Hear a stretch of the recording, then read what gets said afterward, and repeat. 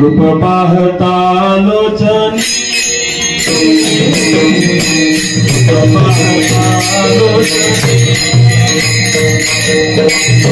पाहता लोचनी रूप पाहता लोचनी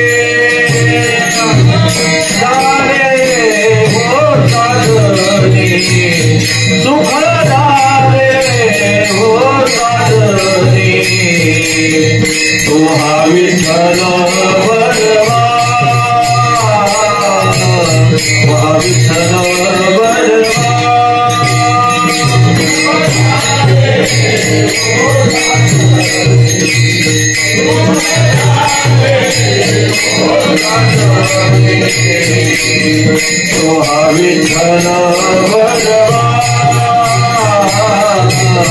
हा विठ्ठल बलवा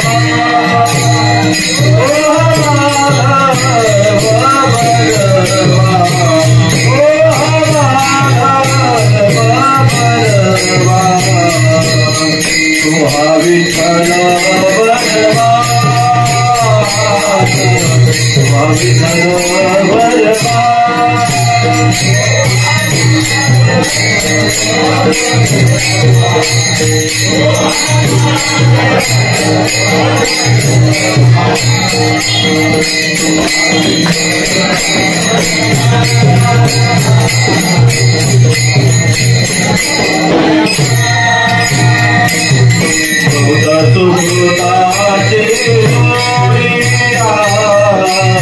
बहुत सुकृताची जोडी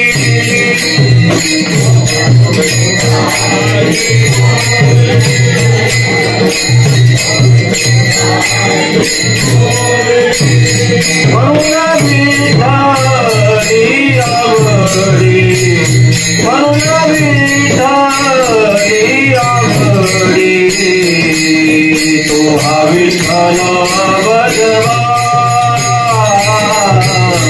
हा विठ्ठल बलवा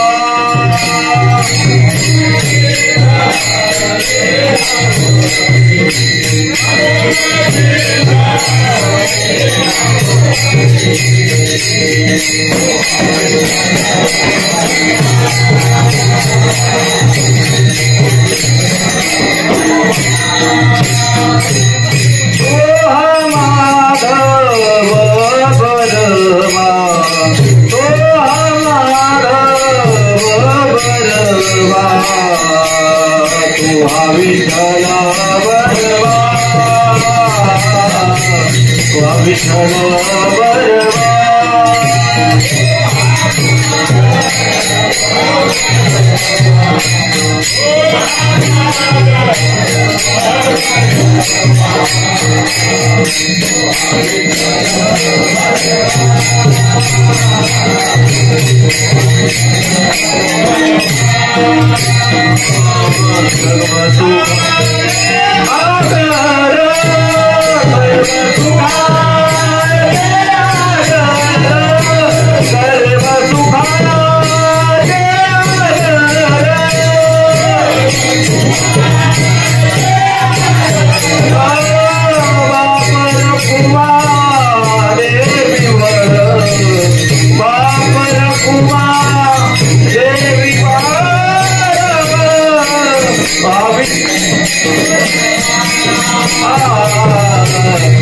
विठ्ठल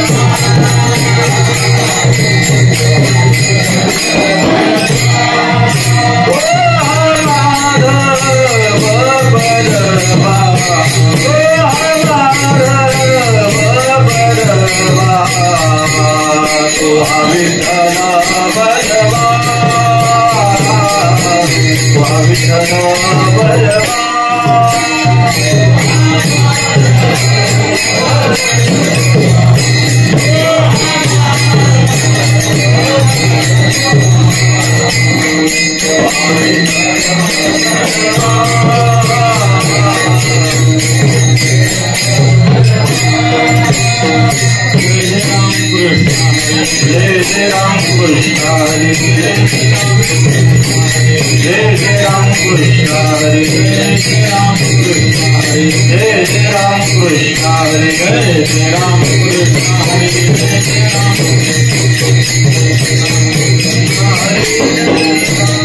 जय राम कृष्ण हरे जय जय राम कृष्ण हरे जय जय राम कृष्ण हरे जय जय राम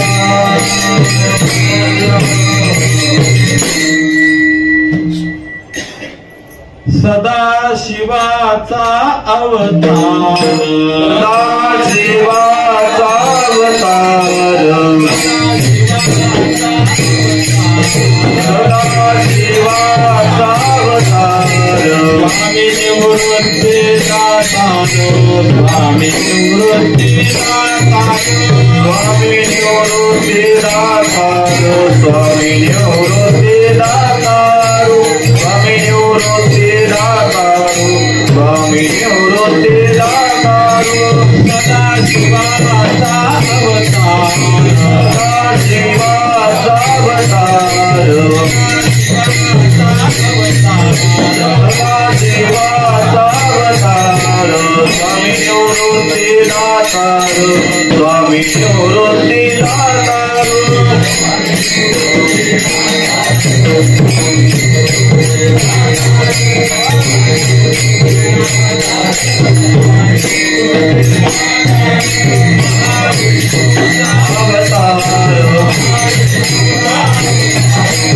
महाविष्णूचा अवतार सखा माझा ज्ञानेश्वर सखा माझा ज्ञानेश्वर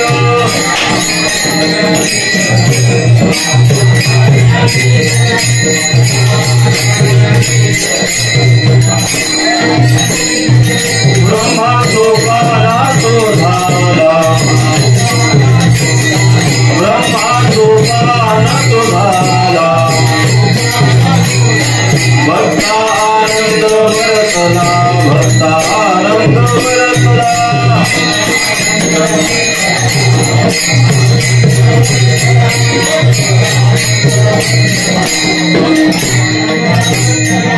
महाविष्णूचा अवतार महाविष्णूचा अवतार सखा माझा ज्ञानेश्वर सखा माझा ज्ञानेश्वर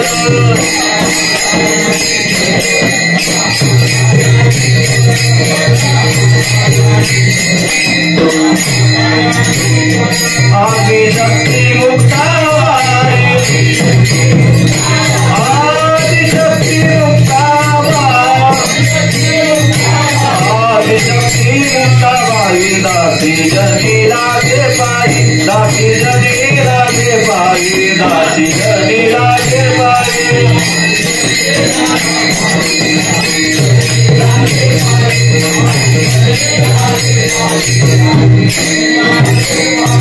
महाविष्णूचा अवतार महाविष्णूचा अवतार सखा माझा ज्ञानेश्वर सखा माझा ज्ञानेश्वर सखा माझा ज्ञानेश्वर सखा माझा ज्ञानेश्वर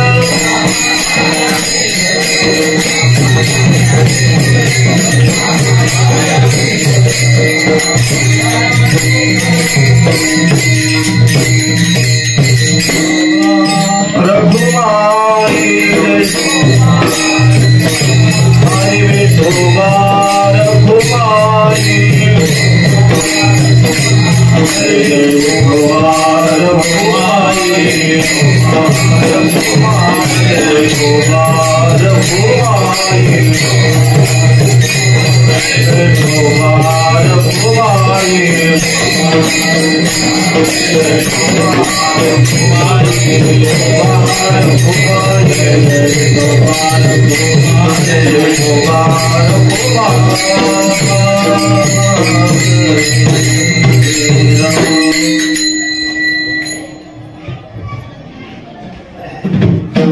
सदाशिवाचा अवतार सदा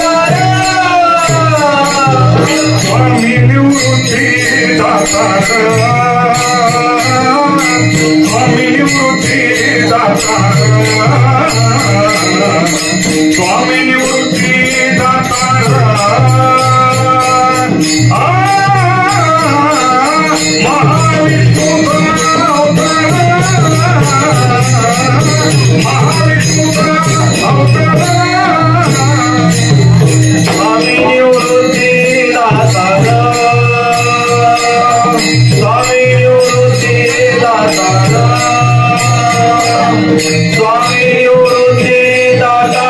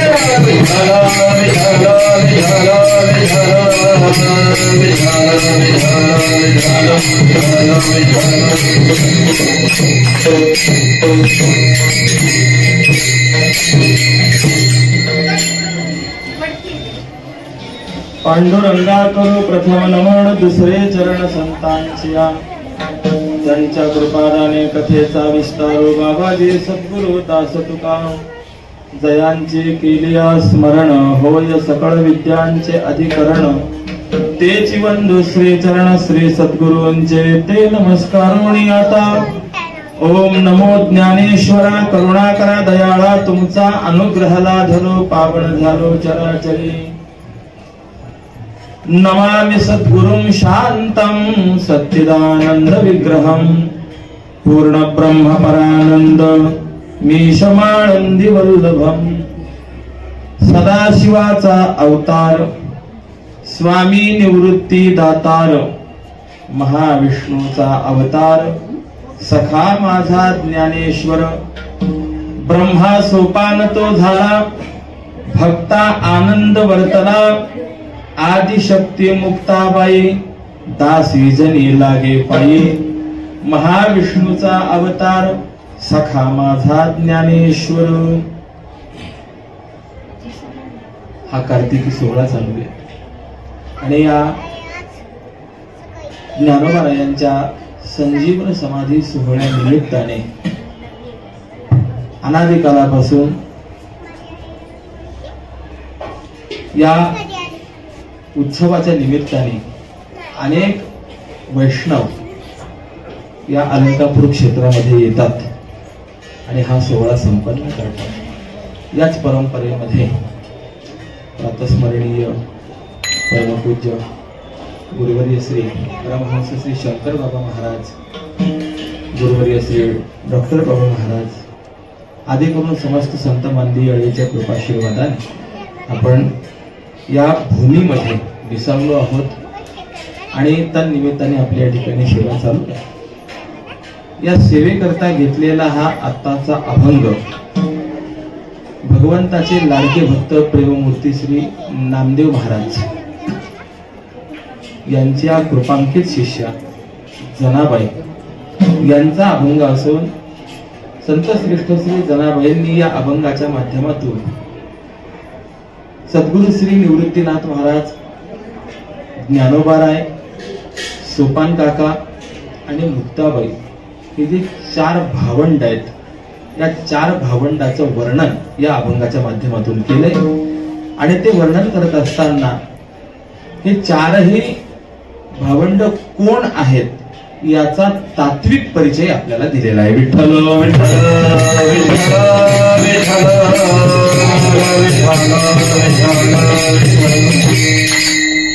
परिचय देत असताना 2 प्रकार असतात। एक परिचय असतो तो व्यावहारिक परिचय असतो आणि दुसरा असतो तो तात्विक परिचय असतो, पारमार्थिक परिचय। व्यावहारिक परिचय याचा अर्थ असा आहे, अमुकाचा मुलगा, अमुकाचा भाऊ, अमुकाचा पती, असा जो काही वर्णन असतं याला काय म्हणायचं, व्यावहारिक परिचय। रामरायाचं वर्णन जर आपण पाहिलं तर अनेक ठिकाणी आपल्याला असं पाहायला मिळतं, रामो दाशरथी शूरो लक्ष्मणानुचरो बली। यामध्ये रामराया करता 2 शब्द आहेत, एक दाशरथी, दुसरा लक्ष्मणानुचर। दाशरथी म्हणजे कोण, दशरथस्य अपत्यम पुमान दाशरथी, जो दशरथाचा मुलगा आहे त्याचं नाव दाशरथी। लक्ष्मणानुचर, हा लक्ष्मण ज्यांचा अनुचर आहे ते लक्ष्मणानुचर आहे। आणि ठिकाणी रामरायाला म्हटलेलं आहे सीतापती, ही जो सीतेचा पती आहे। भरताग्रज राम राम, भरतांचे जे अग्रज आहेत, ही सगळी जर एकंदरीत आपण भगवंताची विशेषणं पाहिली तर या विशेषणातून काय कळतं, कुणाचा तरी संबंध या विशेषणांमधून सांगितलं गेलेला आहे, म्हणून याला म्हणायचं व्यावहारिक परिचय। पण तात्विक परिचय मात्र असा असतो की त्या व्यक्तीचं जे मूळ स्वरूप असतं, त्या मूळ स्वरूपाचं जे चिंतन असतं त्याला तात्विक परिचय असं म्हणतात। रामरायाचा असा तात्विक परिचय भगवती सीता मातेने भक्तवर्य श्री मारुतीरायांना अध्यात्म रामायणाच्या पहिल्या सर्गामध्ये, ज्याला राम सर्ग म्हणतात, त्यामध्ये दिलेला आहे। फार सुंदर विचार आहे त्या ठिकाणी। रामराय शांत निवांत बसलेले आहेत, शेजारी सीतामाई आहेत आणि मारुतीराय सगळं आपलं कार्य उरकून रामरायासमोर बसलेले आहेत। रामरायाने त्या मारुतीरायांकडे पाहिलं, कसे आहेत मारुतीराय, त्याचं वर्णन अध्यात्म रामायणामध्ये असं आलेलं आहे, कृतकार्यम, ज्याने सर्व आपलं कार्य केलेलं आहे, निराकांक्षम, ज्याच्या अंतःकरणामध्ये कशाचीही अपेक्षा नाही। हे पाहुणा तुकोबारायांच्या भाषेत जर सांगायचं असेल, काम नाही झालो पाही रिकामा, ही अवस्था ज्याची झालेली आहे। बर, महामतीम, जे महाबुद्धिमान आहेत, पण असं असताना पुन्हा एक वाक्य वापरलंय बघा, म्हणजे 2 विरुद्ध वाक्य त्या ठिकाणी, निरपेक्षम आणि ज्ञानापेक्षम असे 2 वाक्य विरुद्ध त्या ठिकाणी। एका बाजूला म्हणतात मारुतीराय कसे आहेत, निरपेक्ष, कशाचीही अपेक्षा नाही, पण त्याच श्लोकामध्ये दुसरे एक वाक्य वापरतात, ज्ञानापेक्षम, म्हणजे ज्ञान प्राप्त होण्याची ज्यांना अपेक्षा आहे। याचा सरळ अर्थ असा आहे की ज्ञानाची अपेक्षा असेल तर त्याला सापेक्ष म्हणता येत नाही, तो निरपेक्षच असतो। बाकी व्यावहारिक पदार्थांची अपेक्षा असेल तर त्याला सापेक्ष म्हणा। विठ्ठल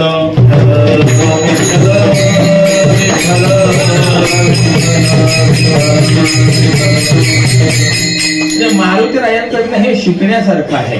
व्यावहारिक पदार्थाच्या बाबतीमध्ये माणसाने निरपेक्ष असावं, ज्ञानाच्या बाबतीमध्ये सापेक्ष असावं। प्रायः काही साधक मंडळी वगळता बाकी सगळे मारुतीरायांच्या विरुद्धच वागणारे आपल्याला पाहायला मिळतात. ज्ञानाची अपेक्षा नाही, परंतु बाकीचं सगळं पाहिजे अशी अपेक्षा आपल्याला पाहायला मिळते. असं बाजूला थोडा विषय तो ज्ञानापेक्षम, ज्याला तत्वज्ञान होण्याची अपेक्षा आहे अशा त्या मारुतीरायांना पाहिलं. आणि आता रामरायांनी सीतामाईला सांगितलं, सीते हा राम काय आहे ना हे मारुतीरायांना समजावून सांगा. बघा गंमत अशी बरं का, हा जो प्रसंग आहे हा प्रसंग रामरायाचा राज्याभिषेक झाल्यानंतरचा प्रसंग आहे. मला विचारायचंय, पहिली भेट असेल तर मनुष्य एकमेकांचा परिचय करून घेत असतो. आपलं नाव काय, गाव काय, या सगळ्या गोष्टी पहिल्या भेटीमध्ये शक्य आहेत. परंतु ज्याने सीतामाईचा शोध घेतला, ज्याने लंका जाळली, रामरायाच्या एकंदरीत या कार्यामध्ये ज्याने अत्यंत महत्वाची भूमिका बजावली. रामराय आणि सुग्रीव यांची मैत्री होण्याकरता सुद्धा कारणीभूत कोण आहे? मारुतीरायच आहेत. एम पाहुणा तुकोबा यांच्या भाषेत जर सांगायचं असेल, ऐसा मारुती उपकारी तुका लोळे चरणावरी. रामायणामध्ये असं एक पात्र नाही, एक व्यक्ती नाही ज्याच्यावरती मारुतीरायांचे उपकार नाहीत. रामरायावरती मारुतीरायाचे उपकार आहेत, सीतामाईवरती मारुतीरायांचे उपकार आहेत, लक्ष्मणांवरती आहेत, भरतांवरती आहेत, शत्रुघ्नांवरती आहेत, सगळ्यांवरती मारुतीरायाचे उपकार आहेत. आणि असा जो उपकारी मारुती आहे, रामराय सीतामाईला सांगतात या मारुतीला राम कोण आहे हे समजावून सांगा. म्हणून त्याचं नाव राम सर्ग दिलेलं आहे. मग त्या सीतामाईने सांगितलं, मारुती आतापर्यंत तुम्ही जे राम पाहिले ना ते राम वेगळे आहेत. बर, आता मी तुम्हाला जे राम सांगणार आहे ते वेगळे आहेत, सांगा. मग त्या सीतामाईने सांगितलं, रामम विद्धी परम ब्रह्म सत्ता मात्रम अगोचरम. राम हे परब्रह्म आहे, ते सत्ता स्वरूप आहे, ते अगोचर आहेत. बघा कसं आहे, परमब्रह्म श्रेष्ठ ब्रह्म आहे. किंबहुना ब्रह्म शब्दाचा अर्थ वेदांतांनी व्यापक असा केलेला आहे. रामाला तुम्ही एकदेशी समजू नका, जे समोर दिसतायत तेवढेच राम आहेत असं समजू नका. रामराय म्हणजे अणु रेणूत कणा कणात व्याप्त असलेलं तत्व आहे. विठ्ठल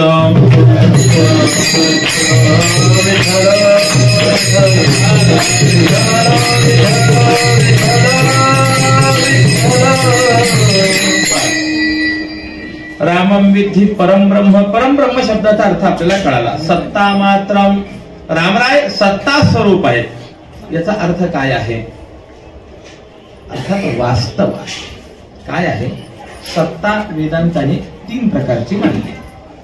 एक आहे प्रातिभासिक सत्ता, दुसरी आहे व्यावहारिक सत्ता आणि तिसरी आहे पारमार्थिक सत्ता.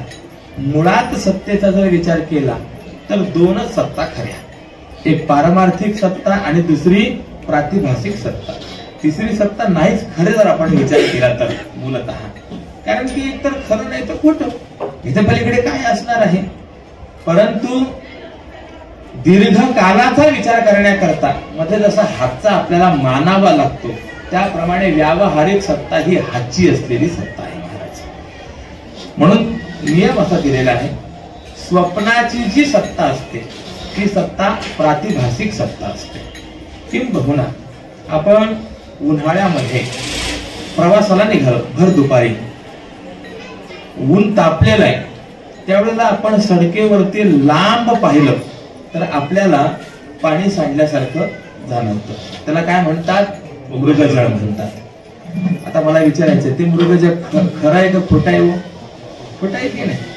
जिथे आपल्याला ते पाणी जाणवलं त्या स्थानापर्यंत आपण पोहोचलो तर तिथे आपल्याला पाण्याचा थेंबही पाहायला मिळत नाही. ज्ञानोबरायांनी जर असा विचार मांडलेला आहे की जर मृगजळ खरं असेल तर त्या मृगजळाच्या जोरावरती माणसाने केळीची बाग उभारावी. परंतु काही होऊ शकतं का? असं होऊ शकत नाही. तर ते दिसेपर्यंत आपल्याला आहे असं वाटतं, पण प्रत्यक्षात तिथे गेलं व्यावहारिक ज्ञानानेच त्याचा बाध होतो. म्हणून त्याला म्हणायचं प्रातिभासिक सत्ता. स्वप्न आपल्याला कुठपर्यंत खरं वाटतं? जोपर्यंत जाग येत नाही तोपर्यंत. जागृती अवस्था प्राप्त झाली की स्वप्न खोटं ठरतं. म्हणून ज्ञानोबा यांनी असा विचार मांडलेला आहे, स्वप्नीचे राज्य का मरण, नोहे हर्ष शोकासी कारण, उपवढलिया जाण जिया परे. स्वप्नामध्ये एखाद्याला राज्य मिळालं. मला विचारायचं, जाग आल्यानंतर ते राज्य आनंदाला कारणीभूत आहे का? अरे बाबा, मिळालं राज्य, परंतु स्वप्नात मिळालं. बर, स्वप्नामध्ये एखाद्याचं मरण झालं, मग आता जागा झाल्यानंतर तो रडतो का, मी मेलो आहो असं म्हणतो का? तो जरी तर त्या स्वप्नात दुःख झालेलं असेल तरी जागा झाल्यानंतर म्हणतो नाही, मी जिवंत आहे. हो. आणि असं असल्यामुळे जे आहे, ज्याप्रमाणे ते स्वप्न जे आहे जागृत अवस्था प्राप्त होईपर्यंतच आपल्याला खरं वाटतं, पण व्यावहारिक ज्ञान झालं की ते बाधित होतं, म्हणून त्याला म्हणायचं प्रातिभासिक सत्ता. दुसरा प्रकार आहे, त्याला म्हणतात व्यावहारिक सत्ता. व्यावहारिक सत्ता काय आहे? ही प्रातिभासिक सत्तेसारखीच आहे, परंतु व्यवहार ज्ञानाने त्याचा बाध होत नाही, ब्रह्मज्ञानाने त्याचा बाध होतो, म्हणून त्याला म्हणायचं व्यावहारिक सत्ता. आपल्याला हे जग खरं वाटतं का खोटं वाटतं? प्रत्येकाला जर आपण विचारलं तर प्रत्येक जण काय म्हणेल, जग खरं आहे की नाही? म्हणेल आमच्या व्यवहाराचा विषय आहे, आमच्या अनुभवाचा विषय आहे, जगाला तुम्ही खोटं कसं म्हणता, हा प्रश्न निर्माण होईल. आता संतांची प्रमाण जर आपण पाहिली तर संतांची प्रमाण आपल्याला जगत खोटं आहे अशी सांगणारे आपल्याला पाहायला मिळतात. लटिका व्यवहार सर्व हा संसार वाया येर झार हरिवीण. इथे ज्ञानोबरायांनी संसाराकरता वापरलेला शब्द तो लटिका शब्द वापरलेला आहे, महत्वाचा आहे. विठ्ठल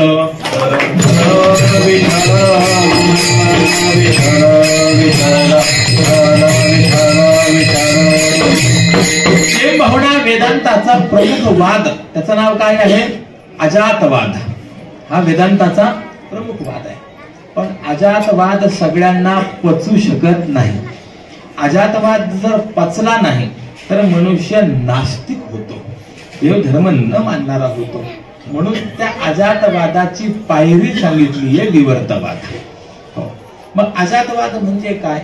अजातवादामध्ये विचार असा आहे की जग झालंच नाही, न झाला प्रपंच, आहे परम ब्रह्म, अहम सोहम ब्रह्म आकळले. किंबहुना नाथ महाराज लिहितात, प्रपंच एक झाला होता, हेतू स्वरूपी मिथ्या वार्ता, पुढे होईल मागोता, ही कल्पांती घडेना. आपण जर संतांना विचारलं जग जग काय, जगाविषयी आपलं मत आहे, संत आपल्याला पहिला प्रश्न विचारतील, जग म्हणजे काय? एवढं बाबा पहिले तू सांग मला, मग मी पुढे जगाविषयी बोलतो. त्यांच्या दृष्टिकोनातून जग म्हणजे काही नाहीचे, सर्वम खलु इदम ब्रह्म. हे जे काही आहे ते सगळं केवळ ब्रह्म आहे. आणि अशा या ब्रह्मज्ञानाने या जगत प्रपंचाचा, या व्यवहाराचा बाध होतो. परंतु जोपर्यंत ते ब्रह्मज्ञान होत नाही, जोपर्यंत अधिष्ठान ज्ञान होत नाही, तोपर्यंत मात्र त्याची सत्ता राहते. मग तो जागा असो किंवा झोपलेला असो, म्हणून त्याला म्हणायचं व्यावहारिक सत्ता. विठ्ठल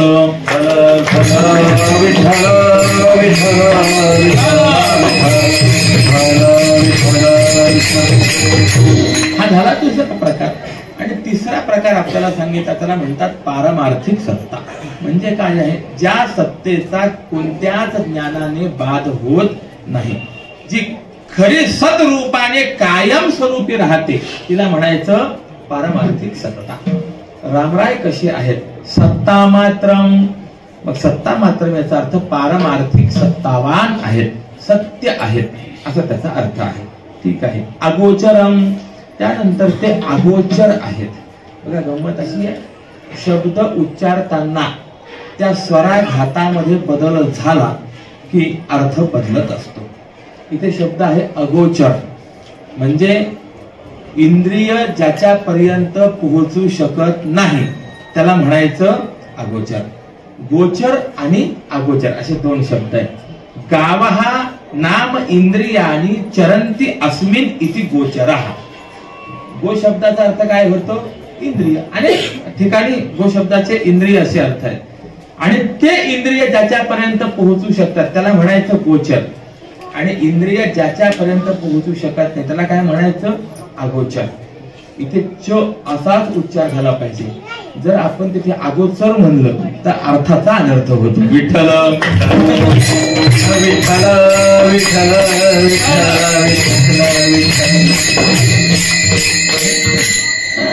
विठ्ठल म्हणतात फार अगोचर येतो.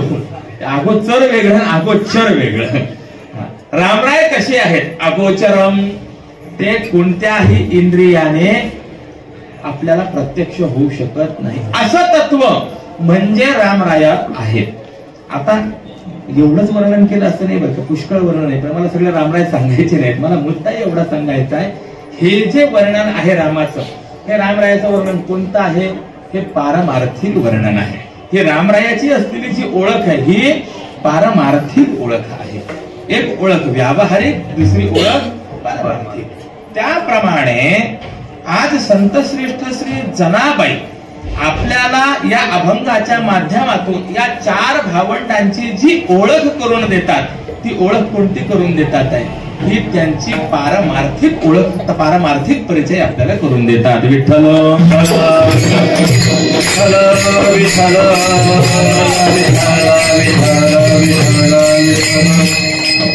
गंमत अशी आहे, संतश्रेष्ठ विश्वगुरु संतश्रेष्ठ श्री निवृत्तीनाथ महाराजांचा विचार करताना सुद्धा अवतार हा शब्द आहे. ज्ञानोबारायांचाही विचार करत असताना अवतार हा शब्द आपल्याला पाहायला मिळतो. प्रश्न असा निर्माण होतो की हा अवतार प्रकार काय आणि यांनी अवतार धारण का केला, या संदर्भामध्ये आपल्याला थोडासा विचार मांडायचा आहे. तर अवतार शब्दाचा सरळ अर्थ फक्त सांगून जातो, मोठ्या माणसाने जगत कल्याणाकरता आपलं मोठेपण सोडावं आणि लहानपण स्वीकारावं, असं झालं की त्याला अवतार म्हणायचं. या अभंगाच्या दृष्टिकोनातून जर आपण विचार केला, सदाशिवाचा अवतार म्हणजे भगवान शंकर यांनी आपला कैलास पर्वत सोडला, आपलं मोठेपण सोडलं, तुमच्या आमच्या कल्याणाकरता हे स्वरूप धारण केलं म्हणून अवतार आहे. ज्ञानोबारायांचा विचार केला, महाविष्णूचा अवतार. भगवान महाविष्णू आहे, वैकुंठाधिपती आहेत, परंतु तुमचं आमचं कल्याण व्हावं याकरता मोठेपण सोडलं, लहानपण स्वीकारलं, अवतार झाला. अवतार शब्दाची सामान्य ही व्याख्या आपणासमोर मी ठेवली, पण प्रश्न असा निर्माण होतो की या देवांनी अवतार का धारण करावा? बरं, याच्या पलीकडे दुसरी बाब अशी आहे की अवतार धारण केलाय, किंबहुना देवाने आतापर्यंत एक वेळेला अवतार धारण केलेला नाहीये, अनंत अवतार धारण केलेले आहेत. अवतारांच्या राशी विटेवरती उभा असलेला परमात्मा म्हणजे अवतारांच्या राशी आहे. किंबहुना दुसऱ्या ठिकाणी आपल्याला वर्णन पाहायला मिळतं, अनंत अवतार घेसी भक्तार घेसी भक्तार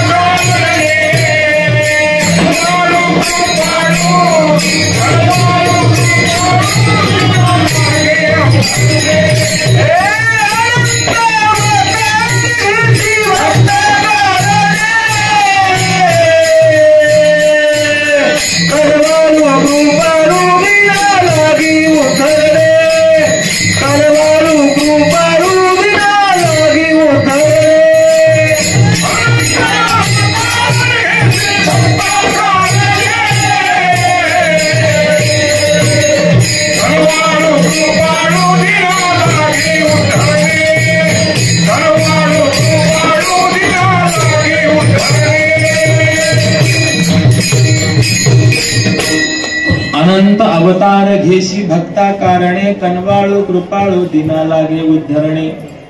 भागवताच्या पहिल्या स्कंधामध्ये शौनकांनी सूतांना एकंदरीत 6 प्रश्न विचारले.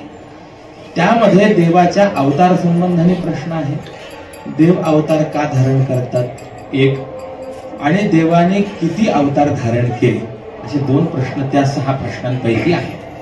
त्यापैकी देवाने किती अवतार धारण केले याचं उत्तर जे सूतांनी दिलेलं आहे ते असं दिलेलं आहे, अवतारा हा असंख्येया. सुतांचं असं सांगणं आहे, कदाचित पृथ्वीवरती मातीचे कण किती आहेत मोजता येतील. आता आपण आकाश पाहतो, कुठे जा आकाश आहेच की नाही. आज आपण आळंदीत आहोत, आकाश दिसतं, पण एखादा जर समजा मुंबईला असेल दिल्लीला असेल तर त्याला सुद्धा आकाश नाहीचे. संपर्क आज आकाश किती छान आहे, चंद्र बघा कसा आहे. तो चंद्र आळंदीतही दिसतो, तो चंद्र दिल्लीतही दिसतो. बरं, जिथे आहोत तिथे असं वाटतं तो आपल्याच डोक्यावरती आहे. हे विशेष आहे की नाही. चंद्र आपल्याला सगळीकडे दिसतो, चांदण्या आपल्याला सगळीकडे दिसतात की नाही. आता मला प्रश्न विचारायचा आहे, आळंदीत ज्या चांदण्या दिसतात त्याच आपल्याला दिल्लीला दिसतील का, त्याच त्र्यंबकेश्वरला दिसतील का, वेगवेगळ्या आहेत की नाही. मग आता मला विचारायचं आहे, आकाशात एकंदरीत चांदण्या किती मोजता येतील का, नाही.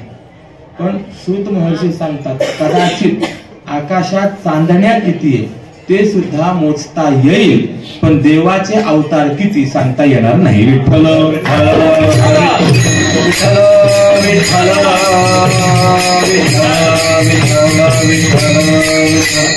गंमत अशी आहे, एवढे देवाचे अवतार आहेत, परंतु ते अवतार देव रूपाने आहेत. परंतु हे जे अवतार आहेत हे अवतार मात्र देव रूपाने नाहीत, हे अवतार संत रूपाने आहेत. मग प्रश्न असा निर्माण होतो की या देवांना संत रूपाने अवतार धारण करण्याचं कारण काय. सदाशिवाचा अवतार म्हटलेला आहे, असं का व्हावं. तर त्याचं उत्तर आपल्याला महिपती महाराज ताहराबादकर यांनी भक्त विजय ग्रंथाच्या पहिल्या अध्यायामध्ये फार सुंदर सांगितलेलं आहे. आपल्याकडे युगांची कल्पना करत असताना किती युग सांगितले, 4 युग. कोणते कोणते, सत्ययुग, त्रेतायुग, द्वापार युग आणि कलियुग, हे 4 युग आहेत. हे युग जी मांडल्या गेलेली आहेत ना, ही युग त्या त्या युगामध्ये असलेल्या गुणांच्या आधारावरती यांना वेगवेगळी नावं दिल्या गेलेली आहे. सत्ययुग कसं आहे, सत्व प्रधान असलेलं सत्ययुग आहे. त्याच्यामध्ये सत्व गुण अधिक आहे, रजोगुण आणि तमोगुण अत्यंत कमी आहे. एक लक्षात ठेवा, जगामध्ये नाही आवाज झाला तरी मला पोहोचतो, काही काळजी करू नये. जगामध्ये असा कोणताही पदार्थ नाही की ज्या पदार्थामध्ये 3 गुण नाही आहेत. का, कारण की जग निर्माण झालं, कुणापासून निर्माण झालं, मायेपासून निर्माण झालं. प्रकृतीपासून जगताची निर्मिती आहे, जगत हे माया कार्य आहे आणि माया ही मुळातच त्रिगुणात्मिका आहे. आणि किंबहुना भगवान सांगतात दैवी हेशा गुणमयी, इथे गुणमयी जो शब्द आहे तो त्रिगुणमयी असा त्याचा अर्थ आहे. आणि वेदांताचा नियम काय आहे, कारणाचे गुण हे कार्यामध्ये येत असतात. मग जर प्रकृतीपासून जग निर्माण झालेला असेल तर जगातल्या प्रत्येक पदार्थामध्ये हे 3 गुण असणं स्वाभाविक आहे, साहजिक आहे. आणि म्हणून तुकोबरायांनी स्पष्ट रीतीने विचार मांडला, प्रकाराचे 3 तुका म्हणे गेले तुका म्हणे गेले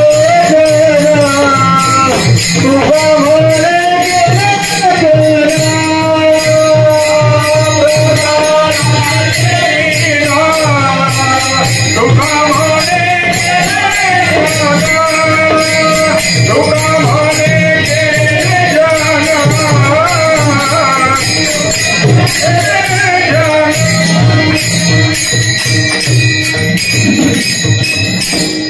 प्रकाराचे 3 तुका म्हणे केले जग. हे 3 प्रकार कोणते आहेत, सात्विक, राजस आणि तामस, हे 3 प्रकार आहेत. पण सात्विक मनुष्य आहे म्हणजे त्याच्या ठिकाणी रजोगुण नाहीत असं आपल्याला म्हणता येतं का, नाही. कितीही पारमार्थिक असला, सात्विक असला, झोपतो की नाही, मग त्याला झोप येते. बऱ्याच वेळेला त्याला सुद्धा कीर्तनात झोप येते. मला प्रश्न विचारायचा आहे, झोप येणं हे लक्षण कोणाचं आहे, तमोगुणाचं लक्षण आहे. पण त्याला अंतःकरणात काहीतरी इच्छा निर्माण होते, इच्छा हे कार्य कुणाचं आहे, रजोगुणाचं आहे. म्हणजे याचा अर्थ असा आहे की सात्विक माणसाच्या ठिकाणी सुद्धा रजोगुण तमोगुण आहे. पण एखादा राजस असतो, पण त्या राजस माणसाला सुद्धा कधी कधी असं वाटतं सगळं सोडावं निवांत बसतो पडवणे राजी न तये ठाई उगाची संतांची पाई त्याला सुद्धा असं कधी कधी वाटतं असं झालं की समजायचं याच्यामध्ये सत्व गुण आता आहे तामसिक मनुष्य असतो त्याच्याही अंतःकरणामध्ये रजोगुण तमोगुण असतात पण ज्या वेळेला सत्व गुण प्रधान आहे रजोगुण तमोगुण अत्यल्प मात्रेमध्ये आहेत त्यावेळेला ते असतं सत्ययुग सत्ययुगातली परिस्थिती फार वेगळी आहे त्या सत्ययुगामध्ये कोणी चोरी करणारं नाही कोणी खोटं बोलणारं नाही अशा सगळ्या बाबी पुढे आल्यानंतर त्रेतायुग जर आपण पाहिलं तर त्रेतायुगामध्ये सत्व गुणाला रजोगुणाचं मिश्रण झालं रजोगुण फार वाढला नाही परंतु सत्वगुण जो 90% होता तो आता आला 50% वरती 40% त्याच्यामध्ये रजोगुण आला 10% तमोगुण राहिला अशी स्थिती ज्या वेळेला निर्माण झाली त्यावेळेस त्याला म्हणायचं त्रेतायुग आणि असं असल्यामुळे मर्यादा पुरुषोत्तम प्रभू रामचंद्र सुद्धा ज्या अयोध्या नगरीचे राजा होते त्या नगरीमध्ये निंदा करणारे माणसं होतीच का नाही असं आपण नेहमी ऐकतो की एका परिटाने सीतामाईवरती आक्षेप घेतला परंतु वाल्मिकी रामायणाचा जर आपण मूलतः अभ्यास केला तर त्यामध्ये असं वर्णन आहे करणे करणे जपन्नराहा म्हणजे चौका चौकामध्ये थोडीशी याविषयी कुजबूज चालू होती याचा अर्थ त्याही वेळेला अशी माणसं होती रजोगुणाचा संपर्क झाला सत्ययुग होतं म्हणजे सत्वगुण होता म्हणून रामरायाच्या 11,000 वर्षाच्या राज्यामध्ये कुणालाही पुत्रशोक झाला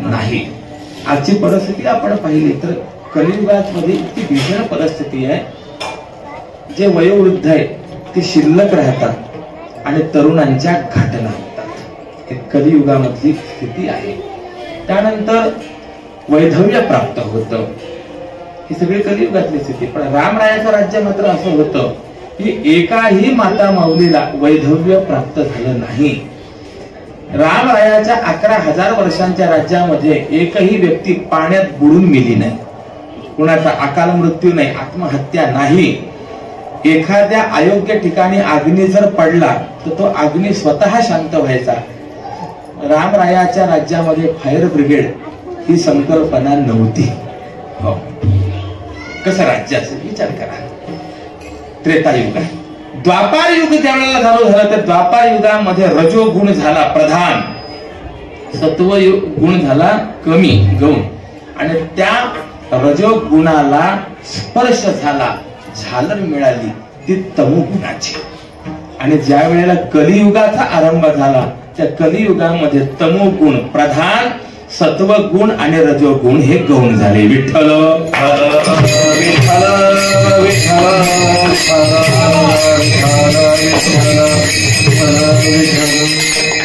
ते युग होऊन गेले असं नाही बरं का महाराज थोडासा लक्षणीय तर आणखी आपण विचार केला ना तर आपणही एका दिवसामध्ये 4ही युगामध्ये राहतो आपण पहाटे ब्राह्मण मुहूर्तावर उठलो इंद्रायणीचं स्नान केलं आणि ध्यान मंदिरात जाऊन जर ध्यान करत बसलो वृत्ती एकाग्र झाली समजावं सत्ययुगामध्ये राहत आहोत पण 7 वाजले 8 वाजले थोडस पोट म्हणायला लागलं काहीतरी पाहिजे अशी स्थिती निर्माण झाली की समजावं आता हळूहळू पण त्रेतायुगाकडे द्वापार युगाकडे यायला लागलो आणि मोबाईल पाहावा वाटला की समजायचं कलियुगात आलो विठ्ठल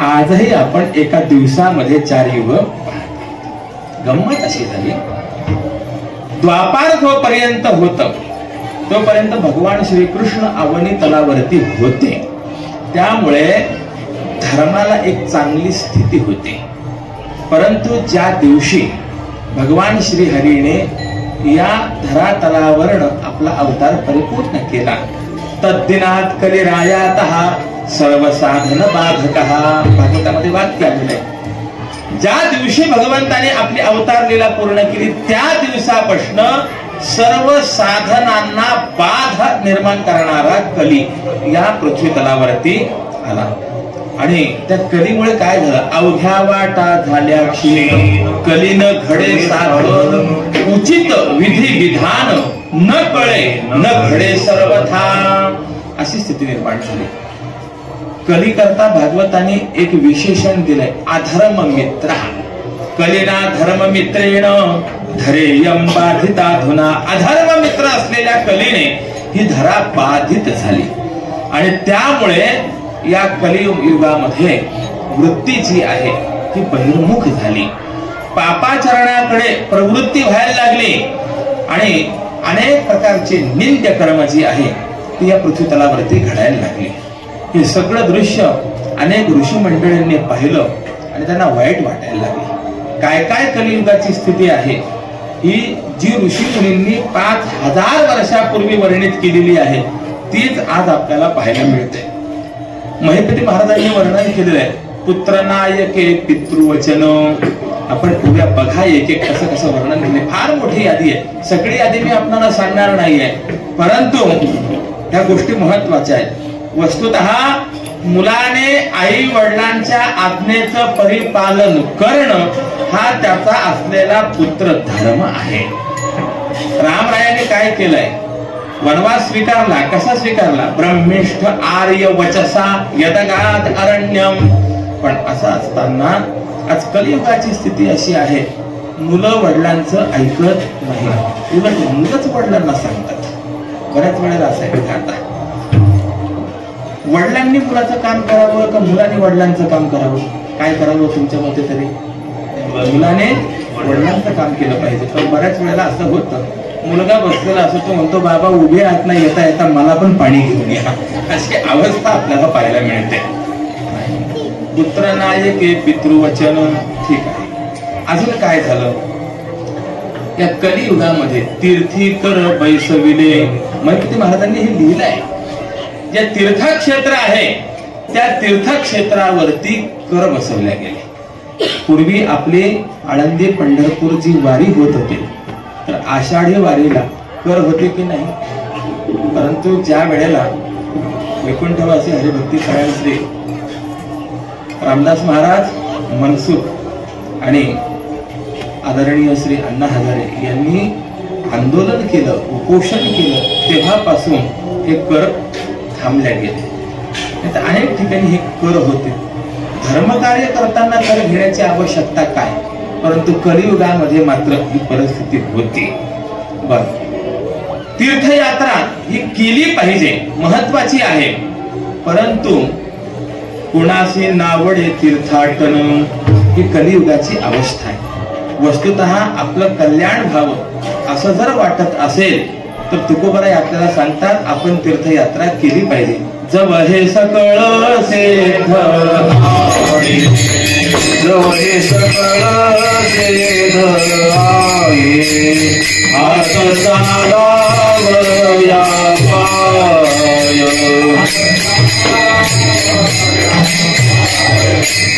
तव तू आपुले स्वहित पाय,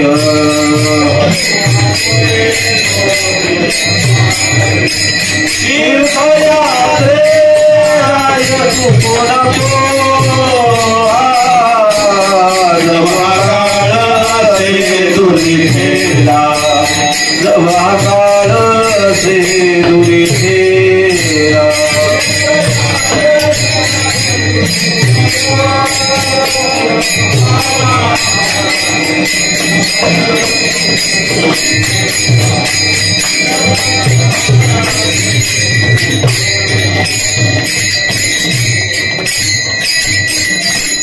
जव हे सकळ सिद्ध आहे, हात चालावया पाय, तव तू आपुले सहित पाहे, तीर्थयात्रे जाय चुकू नको. इंद्रिय जोपर्यंत अनुकूल आहे तोपर्यंत माणसाने तीर्थयात्रा केलीच पाहिजे. किंबहुना प्रथम स्कंधामध्ये साधकाने साधना कशी करावी त्या साधनेचा क्रम सांगत असताना असंच वर्णन आहे. सगळ्यात पहिले त्याने जे पवित्र तीर्थ आहेत त्या पवित्र तीर्थांचं सेवन करावं आणि पवित्र तीर्थांवरती साधकाने का जावं तर त्या तीर्थांवरती गेल्यानंतर त्याला त्या ठिकाणी संतांची भेट होते, संतांचं दर्शन होतं, संत संग प्राप्त होतो आणि त्या संत संघामध्ये त्याच्या आयुष्याला एक दिशा प्राप्त होत. उठी पुत्र जाई बाळा तीर्थी रे हिंड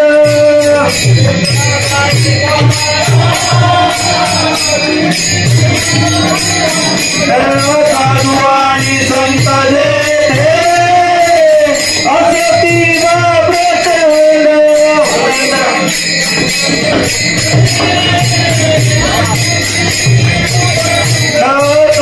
माझी आत्मज्ञानी जेन बोले विठ्ठल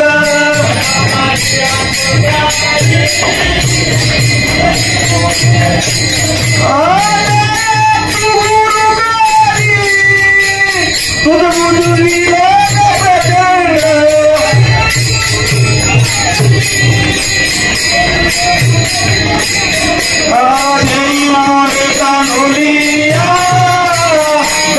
श्री गुरु शरण दैवान तानुलिया दैव श्री गुरु शरण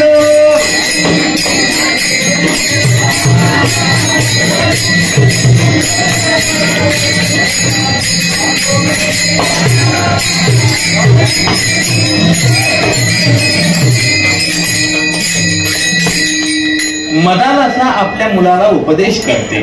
उठे पुत्रा जाई बाळा तीर्थे रे हिंड. बाळ तीर्थावरती जा, अनेक तीर्थक्षेत्रांची यात्रा कर. का? साधू आणि संत तेथे असते बा उदंड. या तीर्थस्थानांवरती अनेक साधू महात्मे राहत असतात. आज आपण आळंदीचा जर विचार केला तर एका आळंदी क्षेत्रामध्ये किती महात्मे राहतात. तया माझे आत्मज्ञानी जो का न बोले वितंड. आणि अशा या अनेक साधू महात्म्यांमध्ये जो वितंडावाद करत नाही, तो तू श्री गुरु करी, तो तुझं पुजवील प्रचंड. त्याला गुरु कर, तो तुझ्या पाठीमागे असलेला जो काही त्रिविध ताप आहे तो नष्ट करेल. बघा कसं वर्णन आहे. चला आळंदीला जाऊ, ज्ञानदेव डोळा पाहू. पण आळंदीला गेल्याने केवळ ज्ञानोबारायांचं दर्शन होणार आहे असं नाही, होतील संताची या भेटी. होतील संताची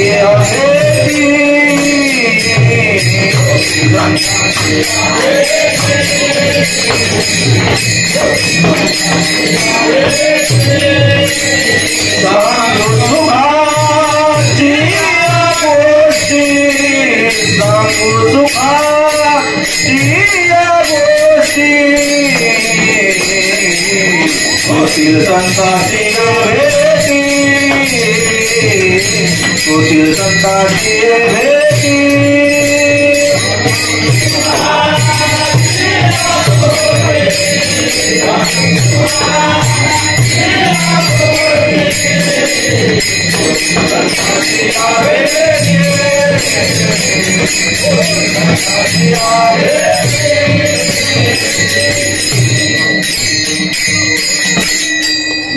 ज्ञानदेवा डोळा पाहू हे तर आहेच नाही, पण प्रमुख कारण जर आळंदीला येण्याचं असेल ना तर होतील संतांची या भेटी. सांगो सुखाची या गोष्टी. म्हणजे बाबांकडे आल्यानंतर बाबा हा चांगला आहे, इतका माल झाला, इतका भाव मिळाला, त्या सुखाच्या गोष्टी सांगायच्या आहेत का? सांगो सुखाची या गोष्टी ही महत्वाची बाब आहे. तीर्थयात्रा कशा करताय? त्या तीर्थयात्रेमध्ये आपल्याला साधू संतांचं दर्शन होतं, त्यांची भेट होते, त्यांची संगती प्राप्त होते आणि संतांच्या संगतीमध्ये जीवनाला दिशा मिळत असते. आणि असं असल्यामुळे संतांच्या संगतीतलं जे जिणं आहे ते भलं जिणं आहे. तुका म्हणे जिने भले संत संघर्षले. असं असल्यामुळे तीर्थयात्रा केली पाहिजे महाराज. परंतु आज तीर्थयात्रे करता येणारे किती जण आहेत हा थोडा विचार करण्यासारखी बाब आहे. चुको नको महाराज म्हणतात, पण तीर्थयात्रेला आलेले चुकून आलेलेच येतात. या पलीकडे सांगू काय, खरी तीर्थयात्रा करण्याकरता आलेले जे आहेत ते फार कमी असतात. एक घरातून बाहेर पडून यायचं याच्याकरता म्हणून आलेले पुष्कळ असतात. पण आपण व्यवहारामध्ये म्हणतो हौशे गौशे नवशे अनेक प्रकारचे आलेले असतात.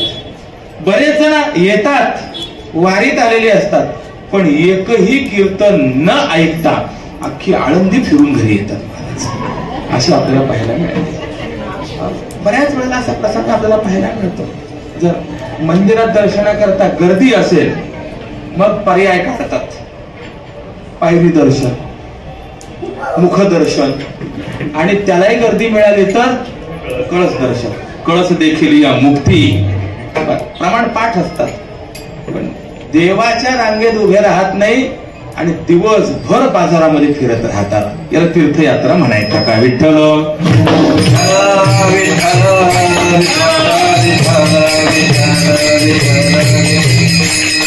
ज्या त्या क्षेत्रावर गेल्यानंतर त्या पवित्र वायुमंडलाचा आपण लाभ करून घेतला पाहिजे. ही अत्यंत महत्वाची बात आहे. आता महाराजांनी मला सांगितलं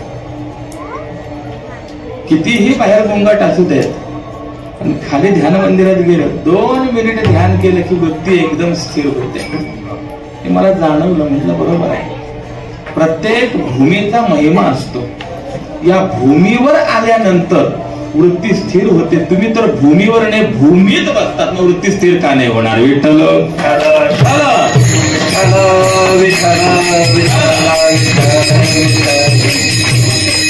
माझा मुद्दा असा चाललेला आहे.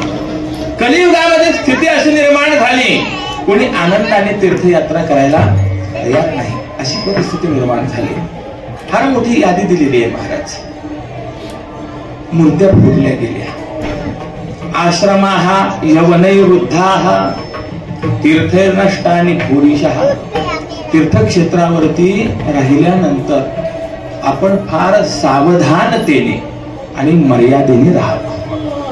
कारण एखाद्या ग्रामीण भागामध्ये खेड्यामध्ये राहून आपल्याकडनं जर एखादं पातक घडलं असेल, तीर्थक्षेत्रावर येऊन स्नान दानाधिक पुण्यकर्म केल्याने त्या पापाची निवृत्ती होत असते.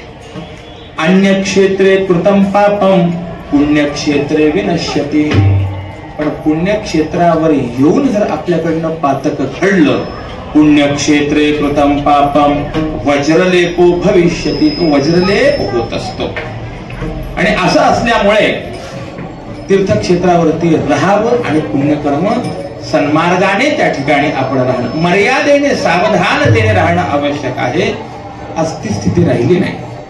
कलियुगाचा विचार करत असताना अन्न विकणारे निर्माण झाले.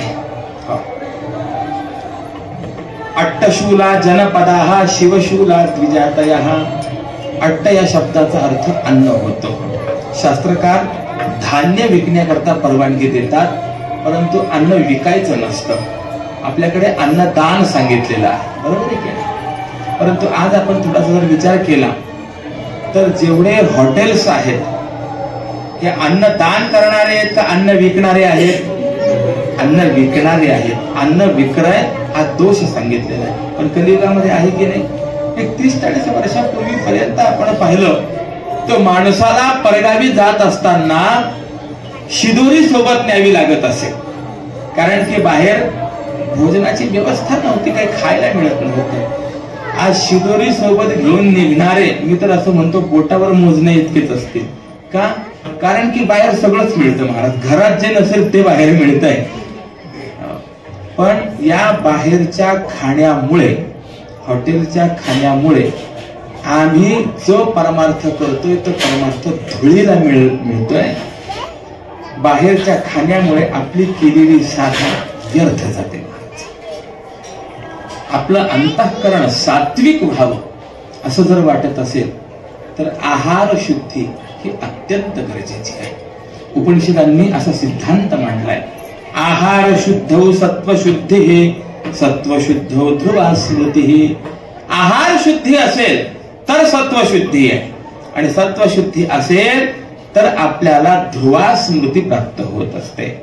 म्हणून बुद्धी चांगली व्हावी असं जर वाटत असेल तर आहारावरती नियंत्रण आणि शुद्ध सात्विक आहाराचं सेवन ही अत्यंत महत्वाची बाब आहे. कुठेही खायचं नाही, कुठेही प्यायचं नाही. जुनी मंडळी तर आपल्याला अशी पाहायला मिळते, त्यांच्याकडे शिंक म्हणतात त्याला, तांब्या त्याला बांधलेली दोरी हे सोबत असायचं. विहीर वगैरे काही मिळाले की तिथून स्वतःच्या हाताने पाणी शेंदूर पाणी प्यायचे. दिवस दिवस बिना पाण्याचे बिना अन्नाचे राहायचे, परंतु कुठलेही खात नसत आणि त्यामुळे त्यांची बुद्धी ही सात्विक होती, शुद्ध होती. विठ्ठल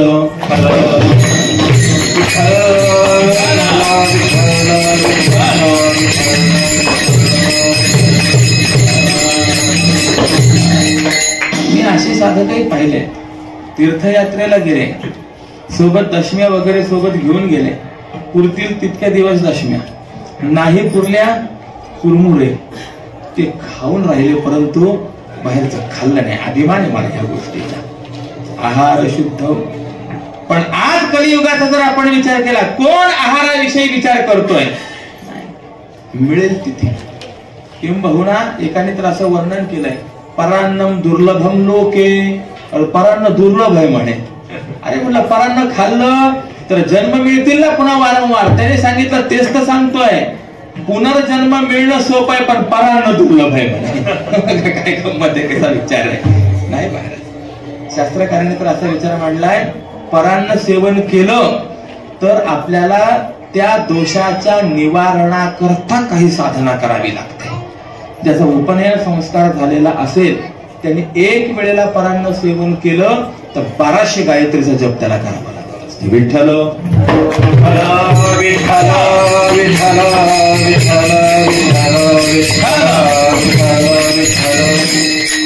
गुरुचरित्रामध्ये एक चरित्र असं आहे, एका ब्राह्मणाची पत्नी आपल्या पतीला नेहमी सांगायची, अहो आपल्याला जेवणाकरता आमंत्रण येतात, तुम्ही प्रत्येकाला नाहीच म्हणतात, जातच नाही कुठे, मी आमंत्रण घेतलंय तुम्हाला यावं लागेल.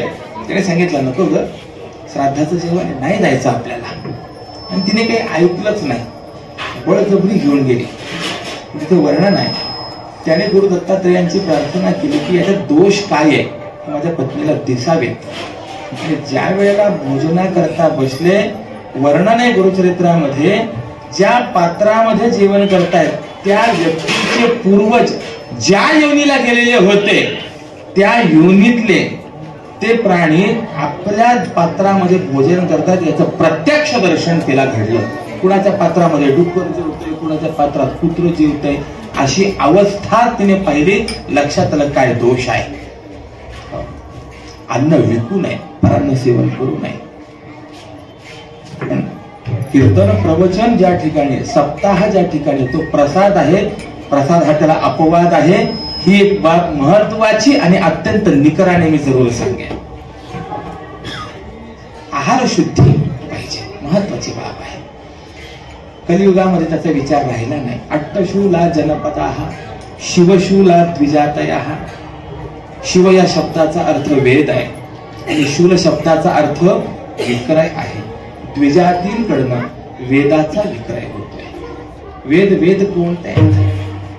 आपण ज्याला वेद म्हणतो तसे इथे वर्णन आहे, ऋग्वेदादी तिन्ही प्रतिष्ठिती वाघ भुवनी.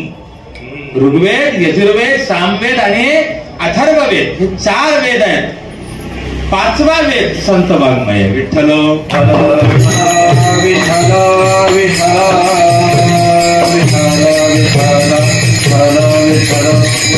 अरे त्यांना वेद म्हणायचं आहे, तर गाथ्याला काय म्हणायचं? गाथा हा 5वा वेद आहे, कारण की तुकोबरायांनी गाथ्यामध्ये जे सांगितलंय ते केवळ वेदाचंच विवरण सांगितलेलं आहे. चहू वेदाचे केले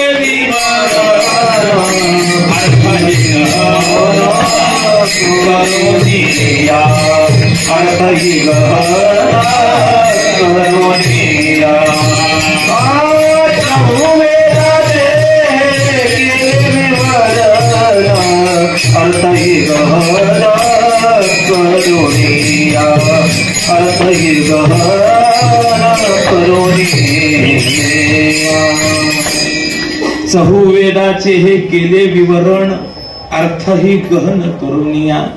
वेद हा निश्चितपणे आमच्या कल्याणाचं साधन आहे, मला मान्य आहे. परंतु तो वेद म्हणण्याचा अधिकार मिळवणं, वेद कळणं हे अत्यंत कठीण आहे. म्हणून तुमच्या आमच्या कल्याणाकरता वेदापेक्षाही आम्हाला भागवत ज्ञानेश्वरी गाथा हा अत्यंत जवळचा आहे. हे सगळं वेदाचं सार आपल्याला पाहायला मिळतं. वेद अनंत बोलिला, अर्थ इतुकाची साधिला, निजनिष्ठा नाम गावे, विठोबासी शरण जावे. वेदाचं सार आम्हाला संतांनी सांगितलेलं आहे. असा जो काही वेदाचा सार विभाग असलेलं हे वाङ्मय आहे, या वाङ्मयाची दक्षिणा ठरवून सेवा करणं म्हणजे त्याचा तो विक्रय आहे. ईश्वर कृपेने आपल्याला जे प्राप्त होईल तो प्रसाद म्हणून स्वीकारणं हा भाग निराळा आहे आणि ठरवून जाणं हा विक्रय आहे. आज कलियुगामध्ये स्थिती अशी निर्माण झाली, याचा विक्रय चालू झाला. कामिन्यः केशशूलिन्यः संभवन्ति कलाविह. माता महिला वर्गांकडे केश कर्तन होत आहे. केश हे त्या स्त्रीचं सौभाग्य सांगितलेलं आहे. किंबहुना केस तिच्या शीलाचं प्रतीक आहे. ते कर्तन करणं योग्य नाही. परंतु आज मला विचारायचं, एक तरी गल्ली अशी असेल का ज्याच्यामध्ये ब्युटी पार्लर नाही? हे फक्त शहरात लोन राहिलं असं नाही, खेडेगावातही गेलंय. माणसाने सुंदर दिसावं यात माझं दुमत नाहीये, परंतु त्याकरता अयोग्य कृती करणं हे मात्र चुकीचं आहे.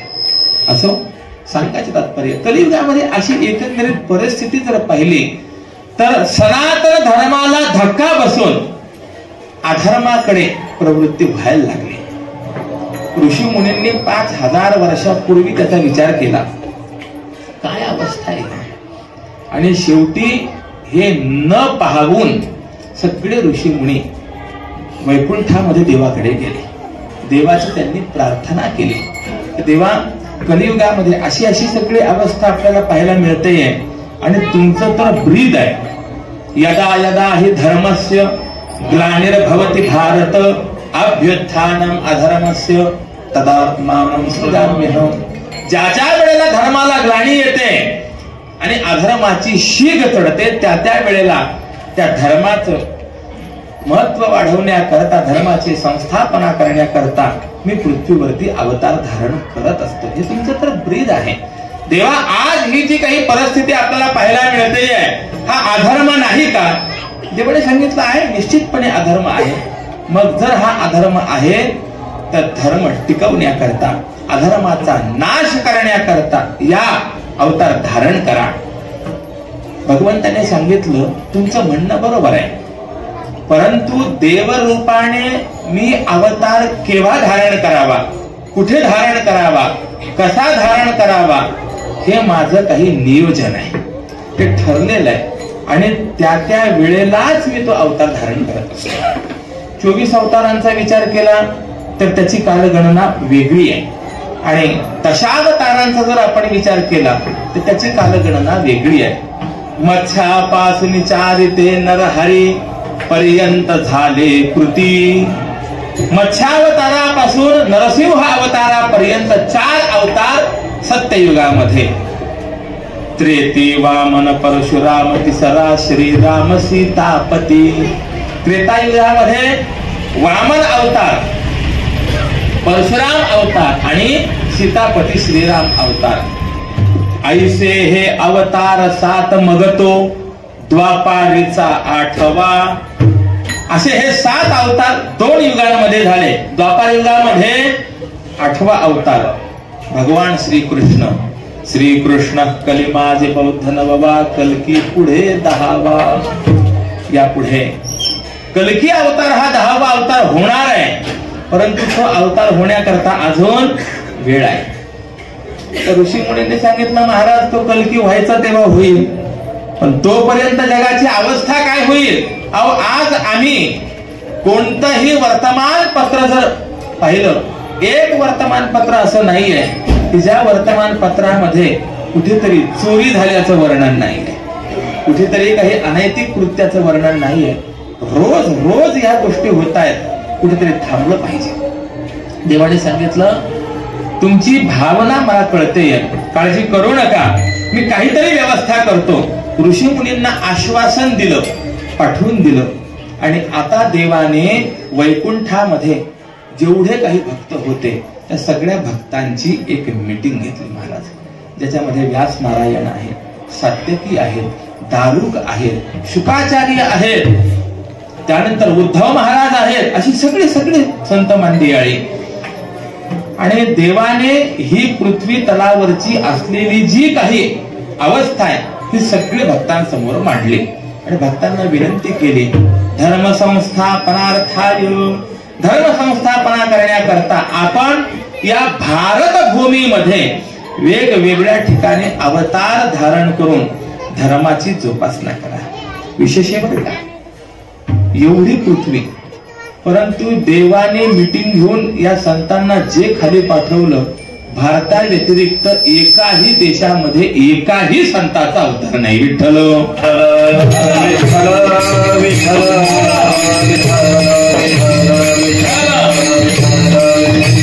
भारताचं हे वैशिष्ट्य आहे. भारत ही देवभूमी आणि ही संत भूमी. गायंती देवा किल गीतकानी धन्यास्तुये भारत भूविभागे. स्वर्गातले देव सुद्धा आनंदाने गायन करतात, अरे जे भारतात जन्माला आले ते खरे धन्य आहे, धन्य आहे. नाथ महाराजांनी याच्याकरता वर्णन केलंय, भरतखंडी नरदेह प्राप्ती हे तो परम भाग्याची संपत्ती, तेथही विवेकी परमार्थी त्याचा वशवर्ती मी परमात्मा. जे भारतात जन्माला आले ते धन्य. आणि याच्या पलीकडे जर सांगायचं असेल ना, जे भारतात मध्ये सुद्धा महाराष्ट्रात जन्माला आले, या मराठी मातीत जन्माला आले, त्यांच्यासारखा भाग्यवान दुसरा कोणी नाही. विश्वाला पवित्र ते कुळ पावन तो देश, पवित्र ते कुळ पावन तो देश, पवित्र ते कुळ पावन तो देश, पवित्र ते कुळ पावन तो देश. जेते हरिचे दास, जेते हरिचे दास जन्म घेती, कर्मजाचा झाला नारायण, कर्म धर्मजाचा झाला नारायण. जेते हरिचे दास, जेते हरिचे दास जन्म घेती, कर्म धर्म त्याचा झाला नारायण, कर्म धर्म त्याचा झाला नारायण. पवित्र ते कुळ पावन तो देश, जेथे हरीचे दास जन्म घेती. भारत देश पवित्र आहे, कारण संतांनी या ठिकाणी अवतार धारण केलेला आहे. आणि त्यातले त्यात महाराष्ट्र हे मात्र विलक्षण आहे बरं का.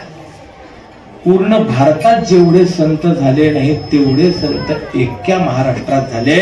ते महाराष्ट्राचं वैभव आहे. आणि म्हणून आजही भारताचा प्राण महाराष्ट्र म्हणवला जातो महाराज. मग ते अध्यात्माच्या दृष्टिकोनातून असो अथवा राजकीय दृष्टिकोनातूनही असो. आत्ताच निवडणूक झाली, या निवडणुकीमध्ये महाराष्ट्रात काय कौल लागतो यावरती सर्व भारताचं लक्ष होतं. केंद्र आहे विशेष आहे. आणि म्हणून असं आहे, राहण्याकरता महाराष्ट्रासारखा प्रांत नाही आणि जगण्याकरता वारकरी संप्रदायासारखा पंथ नाही. विठ्ठल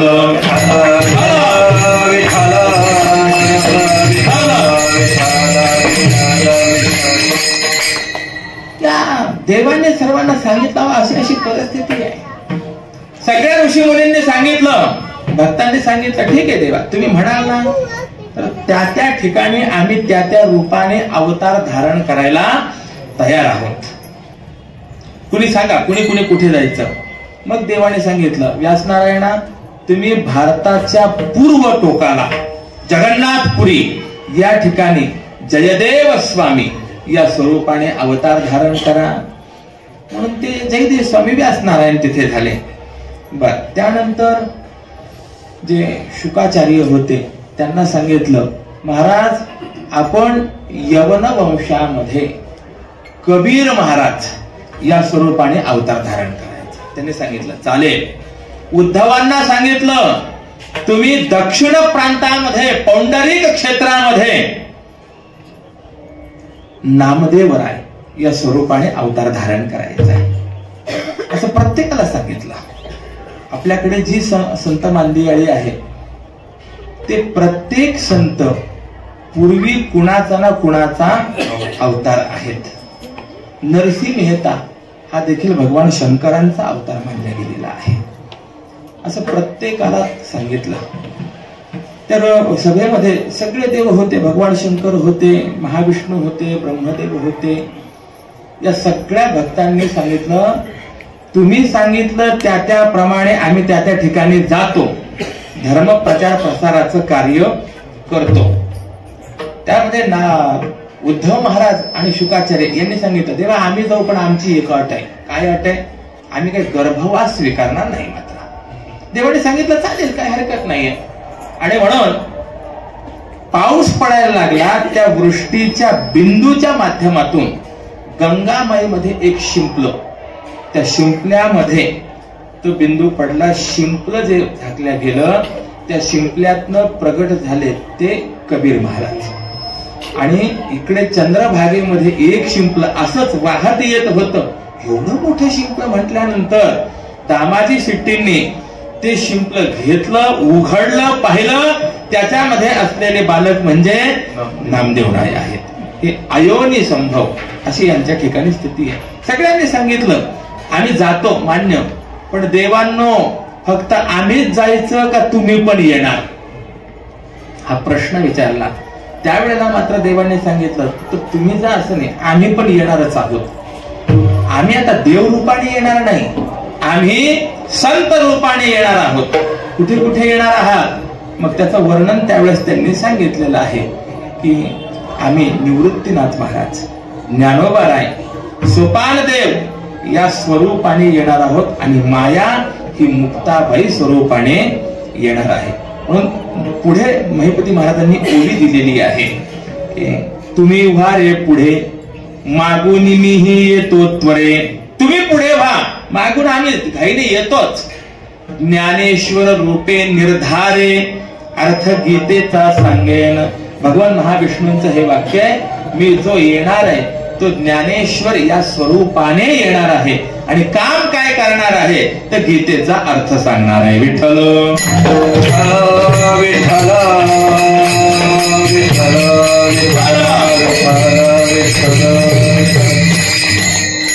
आता इथपर्यंत आपण आलो की देवाने संतांचा अवतार का धारण केला इथपर्यंत आलो. पण आता तो कसा धारण केला आणि मग हे वर्णन कसं आहे त्याचा विचार करत असताना थोडंसं चरित्राचं आपल्याला चिंतन पाहावं लागतं.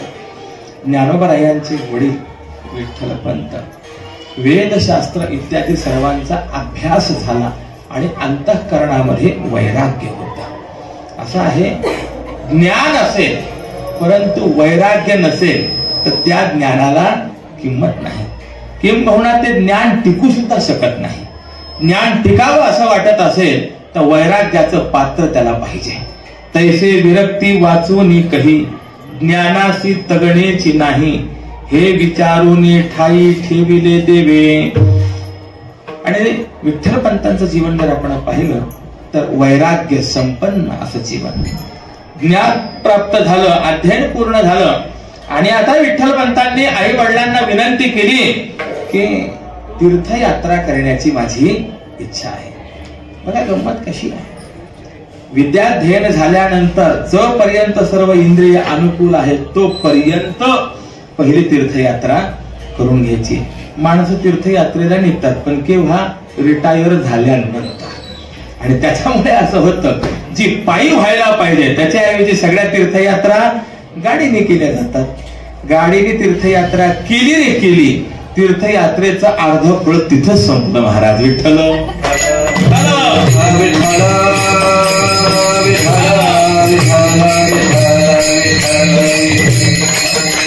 आणि आई वडिलांची सुद्धा भूमिका या बाबतीमध्ये पाहण्याजोगी आहे। जा, तुला तीर्थयात्रा करायची ना, तीर्थयात्रा कर। मला विचारायचंय, आज समजा एखादा मुलगा डॉक्टर झाला आणि डॉक्टर झाल्यानंतर तू जर आई वडिलांना म्हटला नाही आता 10-12 वर्ष जरा तीर्थयात्रा करून यायची इच्छा आहे, आल्यानंतर मग प्रॅक्टिस करतो, आई वडील म्हणतील का जा बाबा? ते म्हणतील अरे बाबा तू डॉक्टर होण्याकरता इथे करोडो रुपये खर्च केलेले आहेत, पहिले ते वसूल कर, मग काय करायचं ते कर। मला कधी कधी बाबांचं फार म्हणजे वैलक्षण्य वाटतं की डॉक्टर पदवी होऊन या क्षेत्रामध्ये आले, हा खरोखर माऊलींचा असलेला विलक्षण कृपाशीर्वाद आहे। विठ्ठल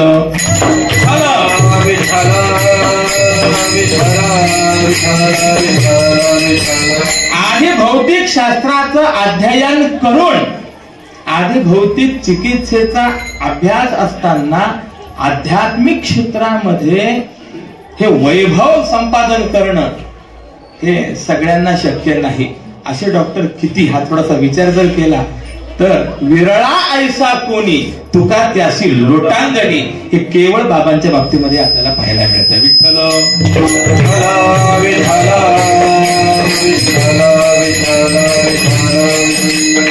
विलक्षण आहे। आणि आज विठ्ठल पंतांनी अध्ययन पूर्ण केल्यानंतर आई वडिलांची आज्ञा घेतली, तीर्थयात्रेला निघाले। ती तीर्थयात्रा करता करता त्र्यंबकेश्वर, ज्ञानोबरायांची कुलदेवी सप्तशृंगी माता, सप्तशृंगी मातेचं दर्शन, अनेक तीर्थयात्रा करत करत विठ्ठलपंत आळंदीला आले। अलंकापुरी पुण्यभूमी, पवित्र, ही पवित्र भूमी आहे। आणि या ठिकाणी आल्यानंतर सिद्धेश्वरांना, सिद्धोपंतांना दिसले, दर्शने प्रशस्ती पुण्य पुरुष ठाव, पाहिल्या बरोबर अंतःकरणाला समाधान प्राप्त व्हावं अशी जर अवस्था झाली तर समजावं ही पुण्य पुरुष आहे, सत्पुरुष आहेत। आणि चौकशी केली, थांबून घेतलं आणि सिद्धेश्वरांचा दृष्टांत आहे की तुझी असलेली जी काही कन्या आहे ती कन्याला विठ्ठल पंतांना आपण द्या। आपल्याला झालेला दृष्टांत विठ्ठल पंतांना सांगितला, त्यांनी सांगितलं मी तीर्थयात्रा करण्याकरता निघालेलो आहे, मी काही विवाह करता निघालेलो नाही आहे। आणि दृष्टांत तुम्हाला झालाय, तो दृष्टांत मला जर झाला तर मी विवाह करतो, अन्यथा विवाह करत नाही। आणि विठ्ठल पंतांना सुद्धा दृष्टांत झालाय, या कन्येशी आपण विवाह करा। आता मात्र विवाहाला तयार झाले, विवाह झाला। विठ्ठल पंतांनी सांगितलं तीर्थयात्रेला निघालेलो आहे आणि तीर्थयात्रा पहिली पूर्ण झाली पाहिजे। असं आहे, हे 2 उदाहरण आहेत बरं का, एक अर्जुन आणि एक विठ्ठल पंत, जे तीर्थयात्रेला निघालेला असताना त्यांचे विवाह झालेले आहेत। ते पांडव मध्ये अशी एक नियम होता की द्रौपदी समवेत एखादा भाऊ एकांतामध्ये असताना जर दुसरा पांडव त्या ठिकाणी आला तर त्या दोषाच्या प्रायश्चित्तार्थ त्याने 12 वर्ष तीर्थयात्रा करायची असं ठरलेलं होतं। नेमकं असं झालं, धर्मराज युधिष्ठिर द्रौपदी एकत्र असताना कुणीतरी आलं, आमच्या काही चोरांनी चोरून नेले आहेत, रक्षण करा। अर्जुनाकडे आला आणि जे शस्त्र अस्त्र होते ते नेमकी ही ज्या ठिकाणी होते त्याच बाजूला त्या ठिकाणी होते।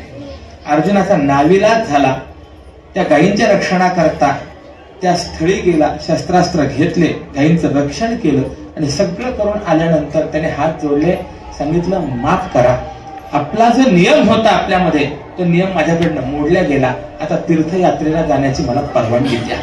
धर्मराजाने समजावून सांगितलं, अरे आपत धर्म काही असतात, संकट काळामध्ये कसं वागावं, धर्मशास्त्राने याचा वेगळा विचार मांडलेला आहे आणि यामुळे तुला तीर्थयात्रेला जाण्याची आवश्यकता नाही। पण अर्जुनाने सांगितलं नाही, तीर्थयात्रेला जाणार।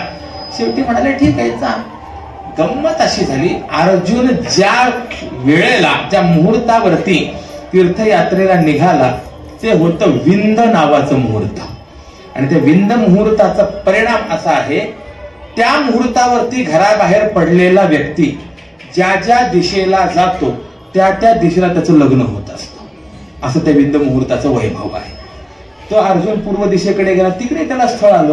परंतु त्याने विचार केला पूर्व दिशेचा अधिपती इंद्र आहे, इंद्र आपले वडील आहेत, म्हणजे पूर्व दिशेकडे असलेल्या ज्या महिला आहेत, स्त्रिया आहेत, ह्या आपल्या बहिणी झाल्या, म्हणून त्याने तिकडे विवाह केला नाही. पण दक्षिणेकडे, पश्चिमेकडे, उत्तरेकडे असा त्याचा विवाह झाला. याच तीर्थयात्रेमध्ये अर्जुनाचा सुभद्रेशी विवाह झालेला आहे. आता तुम्ही म्हणाल महाराज एवढी माहिती दिली, आमचंही करायचं आहे, ते विंद मुहूर्त केव्हा असतं तेवढं फक्त सांगा. तर विंद मुहूर्त असतं एवढं मला माहिती, ते केव्हा असतं ते माहिती नाही. विठ्ठल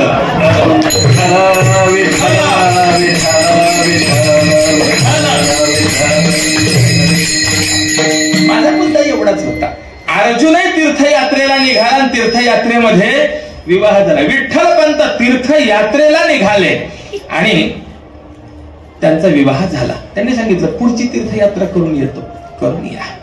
पुढची तीर्थयात्रा पूर्ण करून विठ्ठल पंत पुन्हा इथे आले आणि आता पत्नीसह, सासू सासरे यांच्यासह विठ्ठल पंत आपेगावला.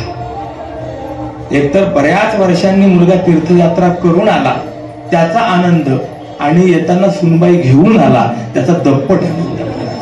म्हणजे त्याचा अर्थ असा करू नका की तीर्थयात्रेला जायचं आणि येताना सुनबाई घेऊन यायचं, असं काही करू नका. हा दैव प्रसाद आहे. गंमत अशी, आपेगावला काही दिवस राहिले, संसार चाललेला आहे. ज्याप्रमाणे झाडाची परिपूर्णता त्या झाडाला फळ येण्यात आहे, त्याप्रमाणे गृहस्थाश्रमाची परिपूर्णता अपत्य प्राप्तीत आहे. अपत्य प्राप्ती होईना, यामुळे थोडेसे खिन्न झाले. अंतःकरणामध्ये वैराग्य होतच. तिथून पुन्हा आळंदीला आले आणि या ठिकाणी राहत असताना वारंवार विठ्ठलपंतांना वाटायचं की आपण संन्यस्त वृत्तीने राहावं, संन्यास ग्रहण करावा. अपेक्षा करायचे, आपल्या पत्नीकडे विचारायचे जाऊ का संन्यास घेण्याकरता. तिने सांगावं संन्यास घेण्याकरता माझा विरोध नाहीये, परंतु आपला विवाह झालेला आहे, गृहस्थाश्रमीचे जे काही धर्म आहेत त्या सगळ्यांचं कर्तव्यांचं निर्वहन करा, मग आपण संन्यास ग्रहण करा, काही हरकत नाही. तो भागवताच्या तृतीय स्कंधामध्ये देवहूती माता आणि कर्दम यांच्या संसाराचं वर्णन आहे. कर्दमांनी अट घातली देवहूती मातेला, लग्न करतो मान्य आहे, पण जोपर्यंत मुलगा होत नाही तोपर्यंतच फक्त संसार करीत, मुलगा झाला की संन्यास ग्रहण करीत. तिने सांगितलं मान्य. आई साहेब विठ्ठलपंतांना सांगतात देवहूती कर्दम यांच्यासारखा संसार करा, संतती होत नाही तोपर्यंत किमान संसार होणं गरजेचं आहे. परंतु काही प्रतिबंध असतात. एक दिवस भिक्षेकर्ता म्हणून निघणार होते आणि विठ्ठलपंतांनी प्रश्न विचारला जाऊ का. आता आई साहेबांना वाटलं भिक्षा मागण्याकरता जाऊ का, यांनी विचारलं होतं संन्यास घेण्याकरता जाऊ का. आणि दुश्चित्त असलेल्या आई साहेबांनी जा म्हणाल्या. अनुमती मिळाली की भिक्षेकरता निघाल्याने थेट काशीला गेले. तिथे जाऊन संन्यास ग्रहण केला आणि जावई दिसत नाही. सिद्धोपंत दुःखित होते, आईसाहेब दुःखित होत्या. आणि अशा स्थितीमध्ये आईसाहेबांनी या सुवर्ण पिंपळाची आराधना केली आहे. काही वृक्ष जे आहेत हे कल्पवृक्ष मानल्या गेलेली आहेत. उंबर, पिंपळ, आवळी, बेल, तुळस हे कल्पवृक्ष आहेत. वड यांची जर आपण सेवा केली तर आपल्या मनोरथ इच्छा पूर्ण होतात. अश्वत्थो देवसदनः असं शतपथ ब्राह्मणामध्ये वर्णन आलेलं आहे. अश्वत्थ म्हणजे देवाचं राहण्याचं स्थान आहे. 15व्या अध्यायामध्ये संसाराचं वर्णन करत असताना ते सुद्धा कोणत्या स्वरूपाने, अश्वत्थ स्वरूपाने आहे. ऊर्ध्वमूल मद शाखम अश्वत्थम प्राहुरव्ययम. आणि 1.25 लाख त्या सुवर्ण पिंपळाला असलेल्या प्रदक्षिणा. सामान्य हा पिंपळ नाहीये, दयाची द्वारी सोन्याचा पिंपळ. या पिंपळाच्या सेवेचा परिणाम आहे हे 4 भावंड. आणि ज्यांच्याकडनं विठ्ठलपंतांनी दीक्षा घेतली त्यांना दृष्टांत झाला. या चैतन्याचा इतिहास बघा. त्यांना इथपर्यंत येण्याची सद्बुद्धी झाली आणि इथे आल्यानंतर बसलेली असताना आई साहेबांचं प्रदक्षिणा झाल्या आणि कुणीतरी महात्मा दिसतोय म्हणून जो नमस्कार केला, पुत्रवती भव, आशीर्वाद आहे. आई साहेब थोडंसं दचकल्या. पती कुठे माहिती नाहीये. महाराज आपण आशीर्वाद देत आहात पुत्रवती भव, हा आशीर्वाद या जन्मा करता का पुढच्या जन्मा करता? आशीर्वाद देणारे सुद्धा आश्चर्यचकित झाले. माझ्याकडून असं घडलं कसं? अंतर्ध्यानाने सगळ्या गोष्टी पाहिल्या. लक्षात आलं आपल्याकडे असलेला जो चैतन्य आहे तो चैतन्याचा पती. सिद्धपंतांची भेट घेतली, सर्व खाणाखुणा विचारल्या. लक्षात आलं या सगळ्यांना घेऊन काशीला गेले आणि आता बोलावून घेतलं, दरडावून विचारलं, सांग तुझ्या घरी कोण कोण आहे? आता मात्र आपल्या सद्गुरूंसमोर सगळं सांगितलंय. वंचिले ते पायापाशी नाही यासी वेगळे. तर सद्गुरू संत आपल्याला प्राप्त झाले तर अंतःकरण त्यांच्या समोर मोकळं करावं माणसांनी. काहीही अंतःकरणामध्ये राखून ठेवू नये, शिल्लक ठेवू नये. सांगितलं सगळं असं असं आहे. आणि आता सांगितलंय की एक काम कर, घृतकुंभ संभव संस्कार करतो, पुन्हा आपण गृहस्थाश्रमाचा स्वीकार करा. यासी साह्य असे जगदीश. याला ईश्वर सहाय्य आहे, हा ईश्वराची हे मनोगत आहे. वस्तुतः असं आहे आपल्याकडे 4 आश्रम आहेत, ब्रह्मचर्य, गृहस्थ, वानप्रस्थ आणि संन्यास. या क्रमाने ते आश्रम आहेत. असा काही निर्बंध नाही आहे की याच क्रमाने आपण शेवटपर्यंत जावं. आचार्यांचा जर आपण विचार केला तर ब्रह्मचर्य आश्रमातून थेट संन्यास आश्रमामध्ये गेले. म्हणून संन्यासात 2 प्रकार सांगतात, एक विद्वत संन्यास आणि दुसरा विविदिशा संन्यास. क्रमाक्रमाने जाणं हा एक प्रकार आहे आणि थेट जाणं हा दुसरा प्रकार आहे. पहिल्या आश्रमातून दुसऱ्या आश्रमात जाता येतं, दुसऱ्या आश्रमातून तिसऱ्या आश्रमात जाता येतं, परंतु दुसऱ्या आश्रमातून पुन्हा पहिल्या आश्रमात येता येत नाही. आणि असं जर झालं तर त्याला आरूढ पतित असं म्हणतात. विशिष्ट अधिकार प्राप्त व्हावं पुन्हा खाली यावं, आरूढ पतित असं म्हणतात. विठ्ठलपंतांनी प्रश्न विचारला कसं व्हावं हे, पण त्यांनी सांगितलं नाही, यामध्ये ईश्वराचं काही मनोगत आहे, ईश्वराचा संकेत आहे, म्हणून तुम्हाला गृहस्थाश्रम स्वीकारावा लागेल. आणि त्याप्रमाणे पुन्हा गृहस्थाश्रम स्वीकारला. काय असतं? दीक्षा होणं म्हणजे जीवाचा दुसरा जन्म होत असतो. पहिल्या जन्मामध्ये काही अरिष्ट असेल तर ते अरिष्ट सद्गुरूंचा अनुग्रह प्राप्त झाल्याने ते नष्ट होत असतं. दुसऱ्या जन्मामध्ये अनुकूलता प्राप्त होत असते. म्हणून आपल्याकडे 2 पद्धती आहेत. एखादा मुलगा एखाद्या मूळ नक्षत्रावर अमावस्येला असं जर जन्माला आला तर त्याची शांती करतात. आणि ती शांती करत असताना ते गाईच्या खालनं काढतात. आपण ऐकलं तरी असेल कमीत कमी. त्याला गोमुख प्रसव असं म्हणतात. म्हणजे पहिला जन्म मातृगर्भातून, दुसरा जन्म गायीपासून मानायचा. पहिल्या जन्मातलं जे अरिष्ट असेल ते बाजूला व्हावं याकरता. त्याप्रमाणे सद्गुरूंची दीक्षा प्राप्त झाली की तो दुसरा जन्म होत असतो. चांगदेव म्हणे आजी जन्म आलो, गुरुपुत्र झालो मुक्ताईचा. मध्ये जो काही संन्यासाश्रम स्वीकारला गेला याचा परिणाम काय झाला? पहिल्या जन्मामध्ये जे काही प्रारब्ध प्रतिकूल होतं त्या प्रारब्धाचा नाश झाला. आता पुन्हा गृहस्थाश्रम स्वीकारला गेला आणि हे झाल्यानंतर तरी सुद्धा संतती होण्यामध्ये प्रतिबंध निर्माण झाला.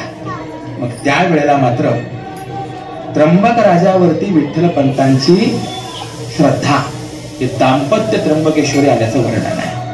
रोज कुशावरती स्नान करावं, त्र्यंबक राजाचं दर्शन घ्यावं आणि या ब्रह्मगिरीला प्रदक्षिणा करावी. ब्रह्मगिरी हा केवळ पर्वत नाहीये, हे साक्षात भगवान शंकरांचं स्वरूप आहे. शिवमहापुराणामध्ये याचं विस्ताराने वर्णन आहे. स्कंद पुराण आणि पद्मपुराण या दोनही पुराणांमध्ये याचा विचार आहे. आणि ज्या वेळेला अशी 6 महिने यांची सेवा झाली, एक दिवस विठ्ठलपंत त्र्यंबकराजाच्या दर्शनाला आले. त्र्यंबकराज प्रगट झाले. विठ्ठलपंतांना पाहिलं, त्र्यंबकराजाच्या डोळ्यात पाणी आहे. विठ्ठला, अरे ही सेवा करतोय, कशा करता सेवा करतोय, सेवेच्या पाठीमागचा उद्देश काय आहे? विठ्ठलपंतांनी हात जोडले. देवा, काही मिळावं याच्याकरता सेवा नाहीये. हा नश्वर देह आहे. या हळामांसाच्या देहाने आपली सेवा घडावी एवढीच फक्त भावना आहे. सेवेलागी सेवक झालो, सेवेलागी सेवक झालो, सेवेलागी सेवक झालो, सेवेलागी सेवक झालो. तुमच्या लागलो निरक्षरणा, तुमच्या लागलो निरक्षरणा. अहो स्वामी तुकया देवा, अहो स्वामी तुकया देवा.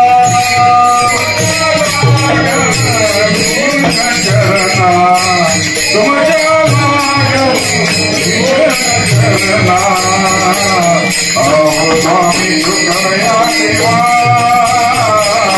अहो स्वामी तुकया देवा.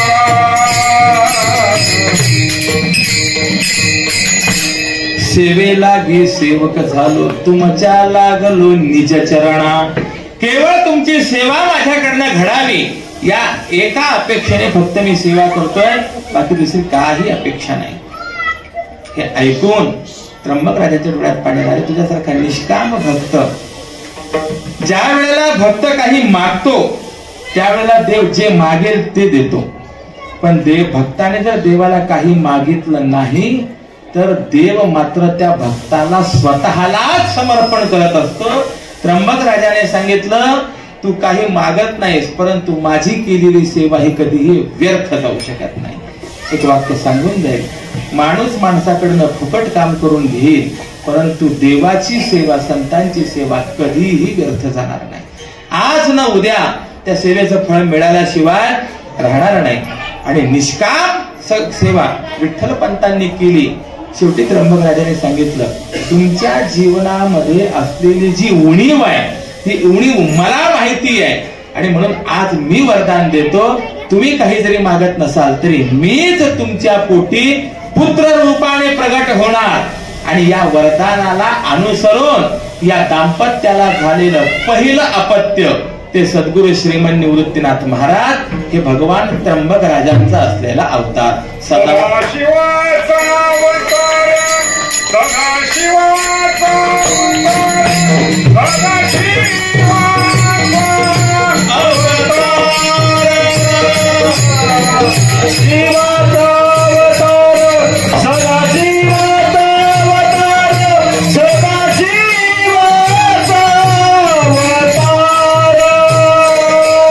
सदाशिवाचा अवतार, सदाशिवाचा अवतार,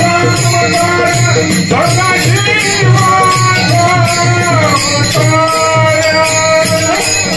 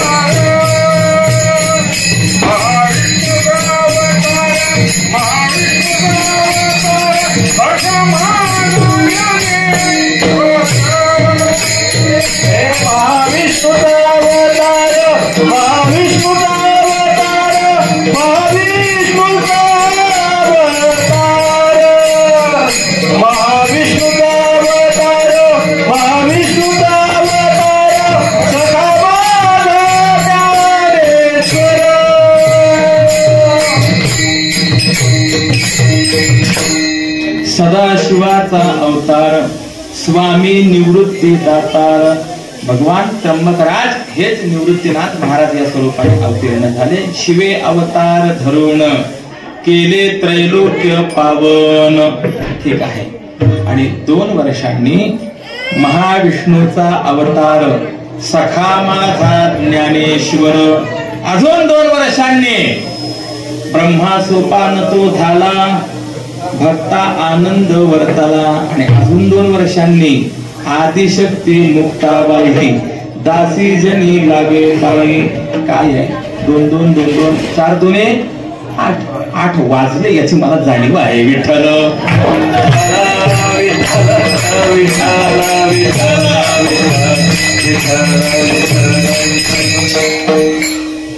आणि त्यामुळे देवाने सुद्धा संत या स्थितीमध्ये अवतार धारण केला. अर्थात हे जे काही भावंड आहेत हे सामान्य नाही, हे साक्षात देव आहेत. असा या संतांचा ज्ञानोबा निवृत्तीनाथ महाराजांचा सोपान काकांचा तात्विक परिचय आपल्याला संत श्रेष्ठ श्री जनाबाईंनी या अभंगाच्या माध्यमातून करून दिलेला आहे.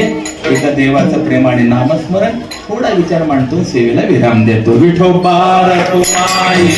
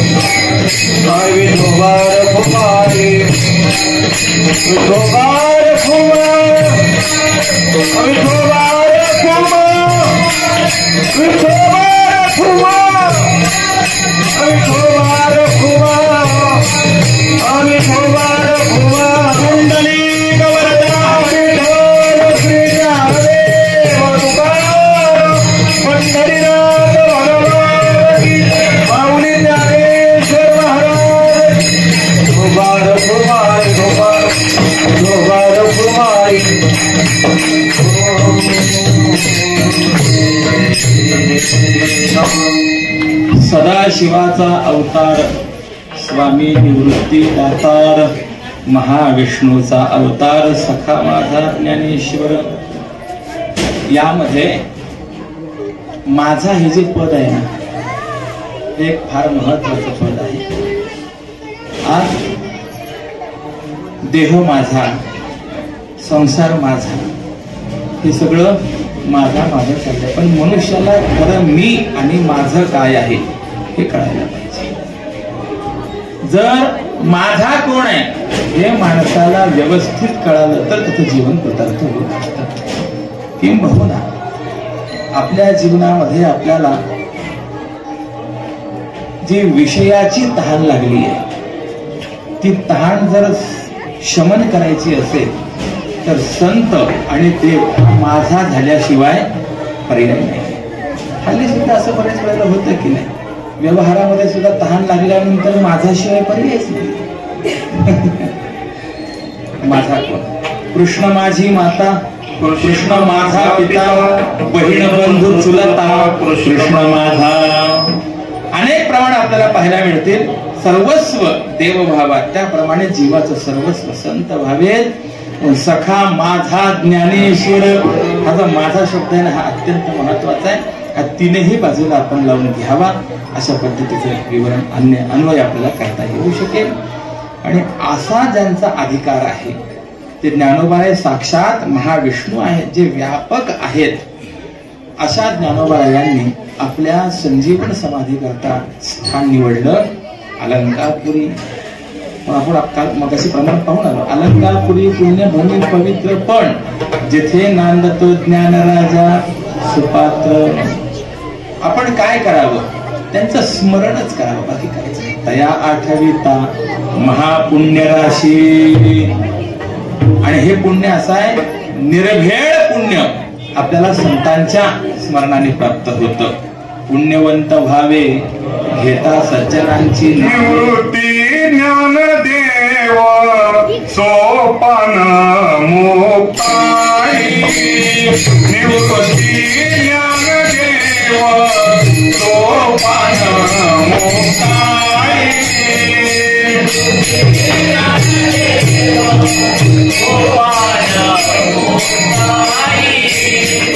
निवृत्ती ज्ञानदेव सोपान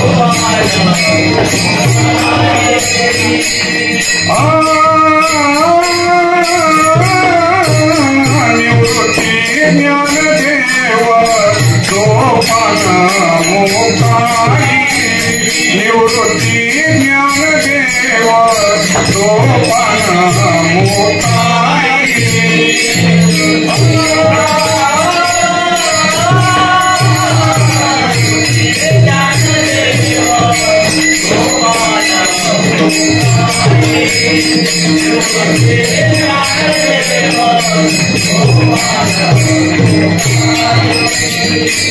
दयाची पाहिलो गंगाला.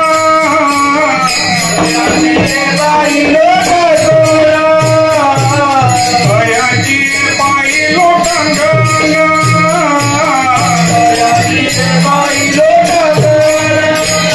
आदिनाथ उमा महेंद्र गोरक्ष. आदिनाथ उमा महेंद्र गोरक्ष. आदिनाथ उमा महेंद्र गोरक्ष. आदिनाथ उमा महेंद्र गोरक्ष. निवृत्ती ज्ञानदेव सोपान मुक्ताई. यांच्या चरणी लोटांगण का? कारण की असं आहे, ब्रह्मविद्या संप्रदाय ज्यांनी पुढे चालवला त्या परंपरेमध्ये. मला हे फारच सुंदर नाव आवडलं, ब्रह्मविद्या प्रसारक मंडळ. वा, त्यांनी लिहिलं. जगद्गुरु शंकराचार्यांची परंपरा जी आहे ती ब्रह्मविद्या संप्रदाय परंपरा आहे. म्हणून वर्णन आहे, आरंभ आहे.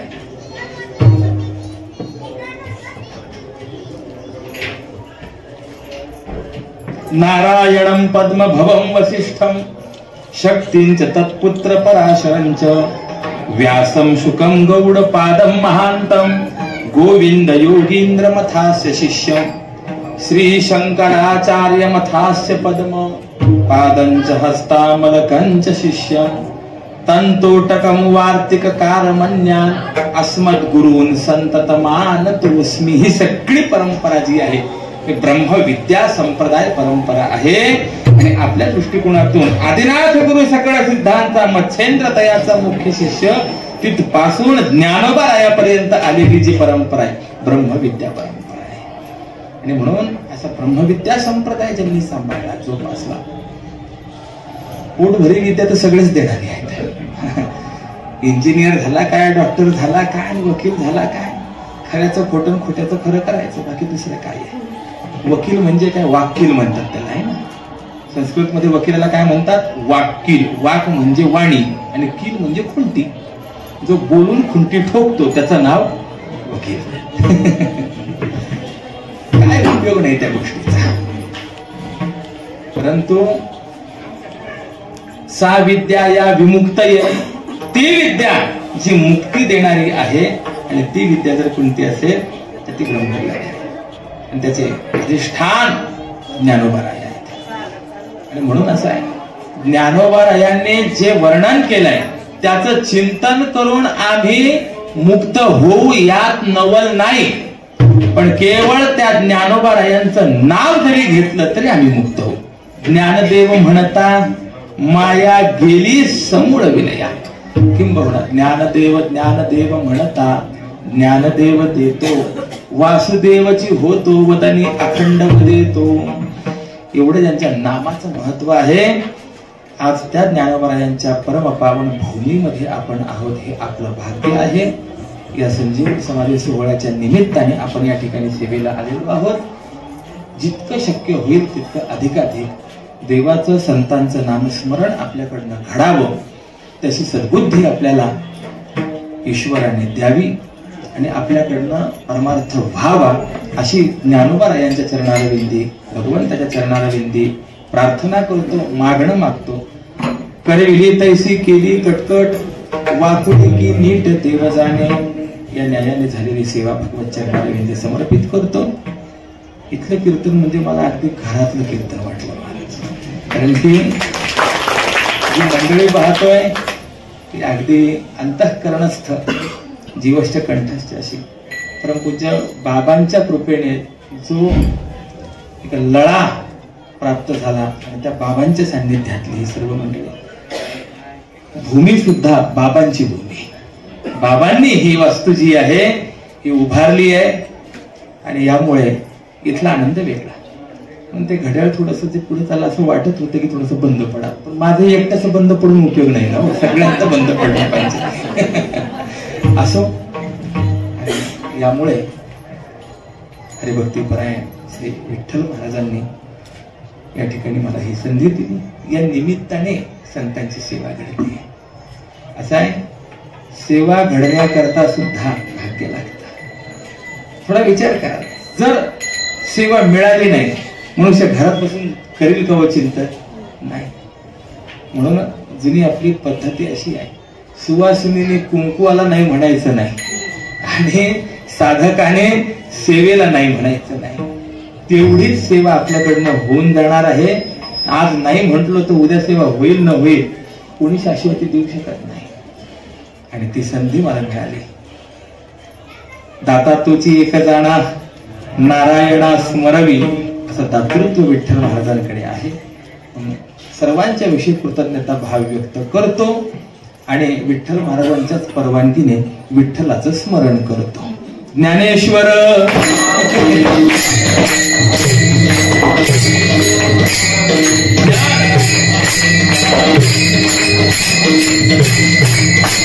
निवृत्ती ज्ञानदेव सोपान मुक्ताई, एकनाथ नामदेव तुकाराम निळोबा.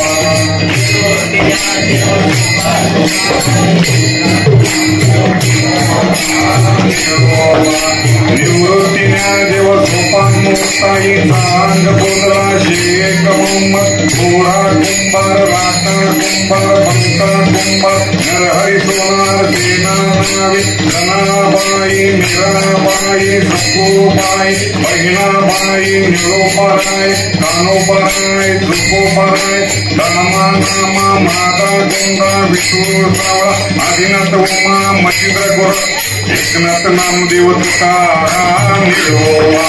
एकनाथ नामदेव तुकाराम निळोबा. एकनाथ नामदेव तुकाराम निळोबा. ज्ञानेश्वर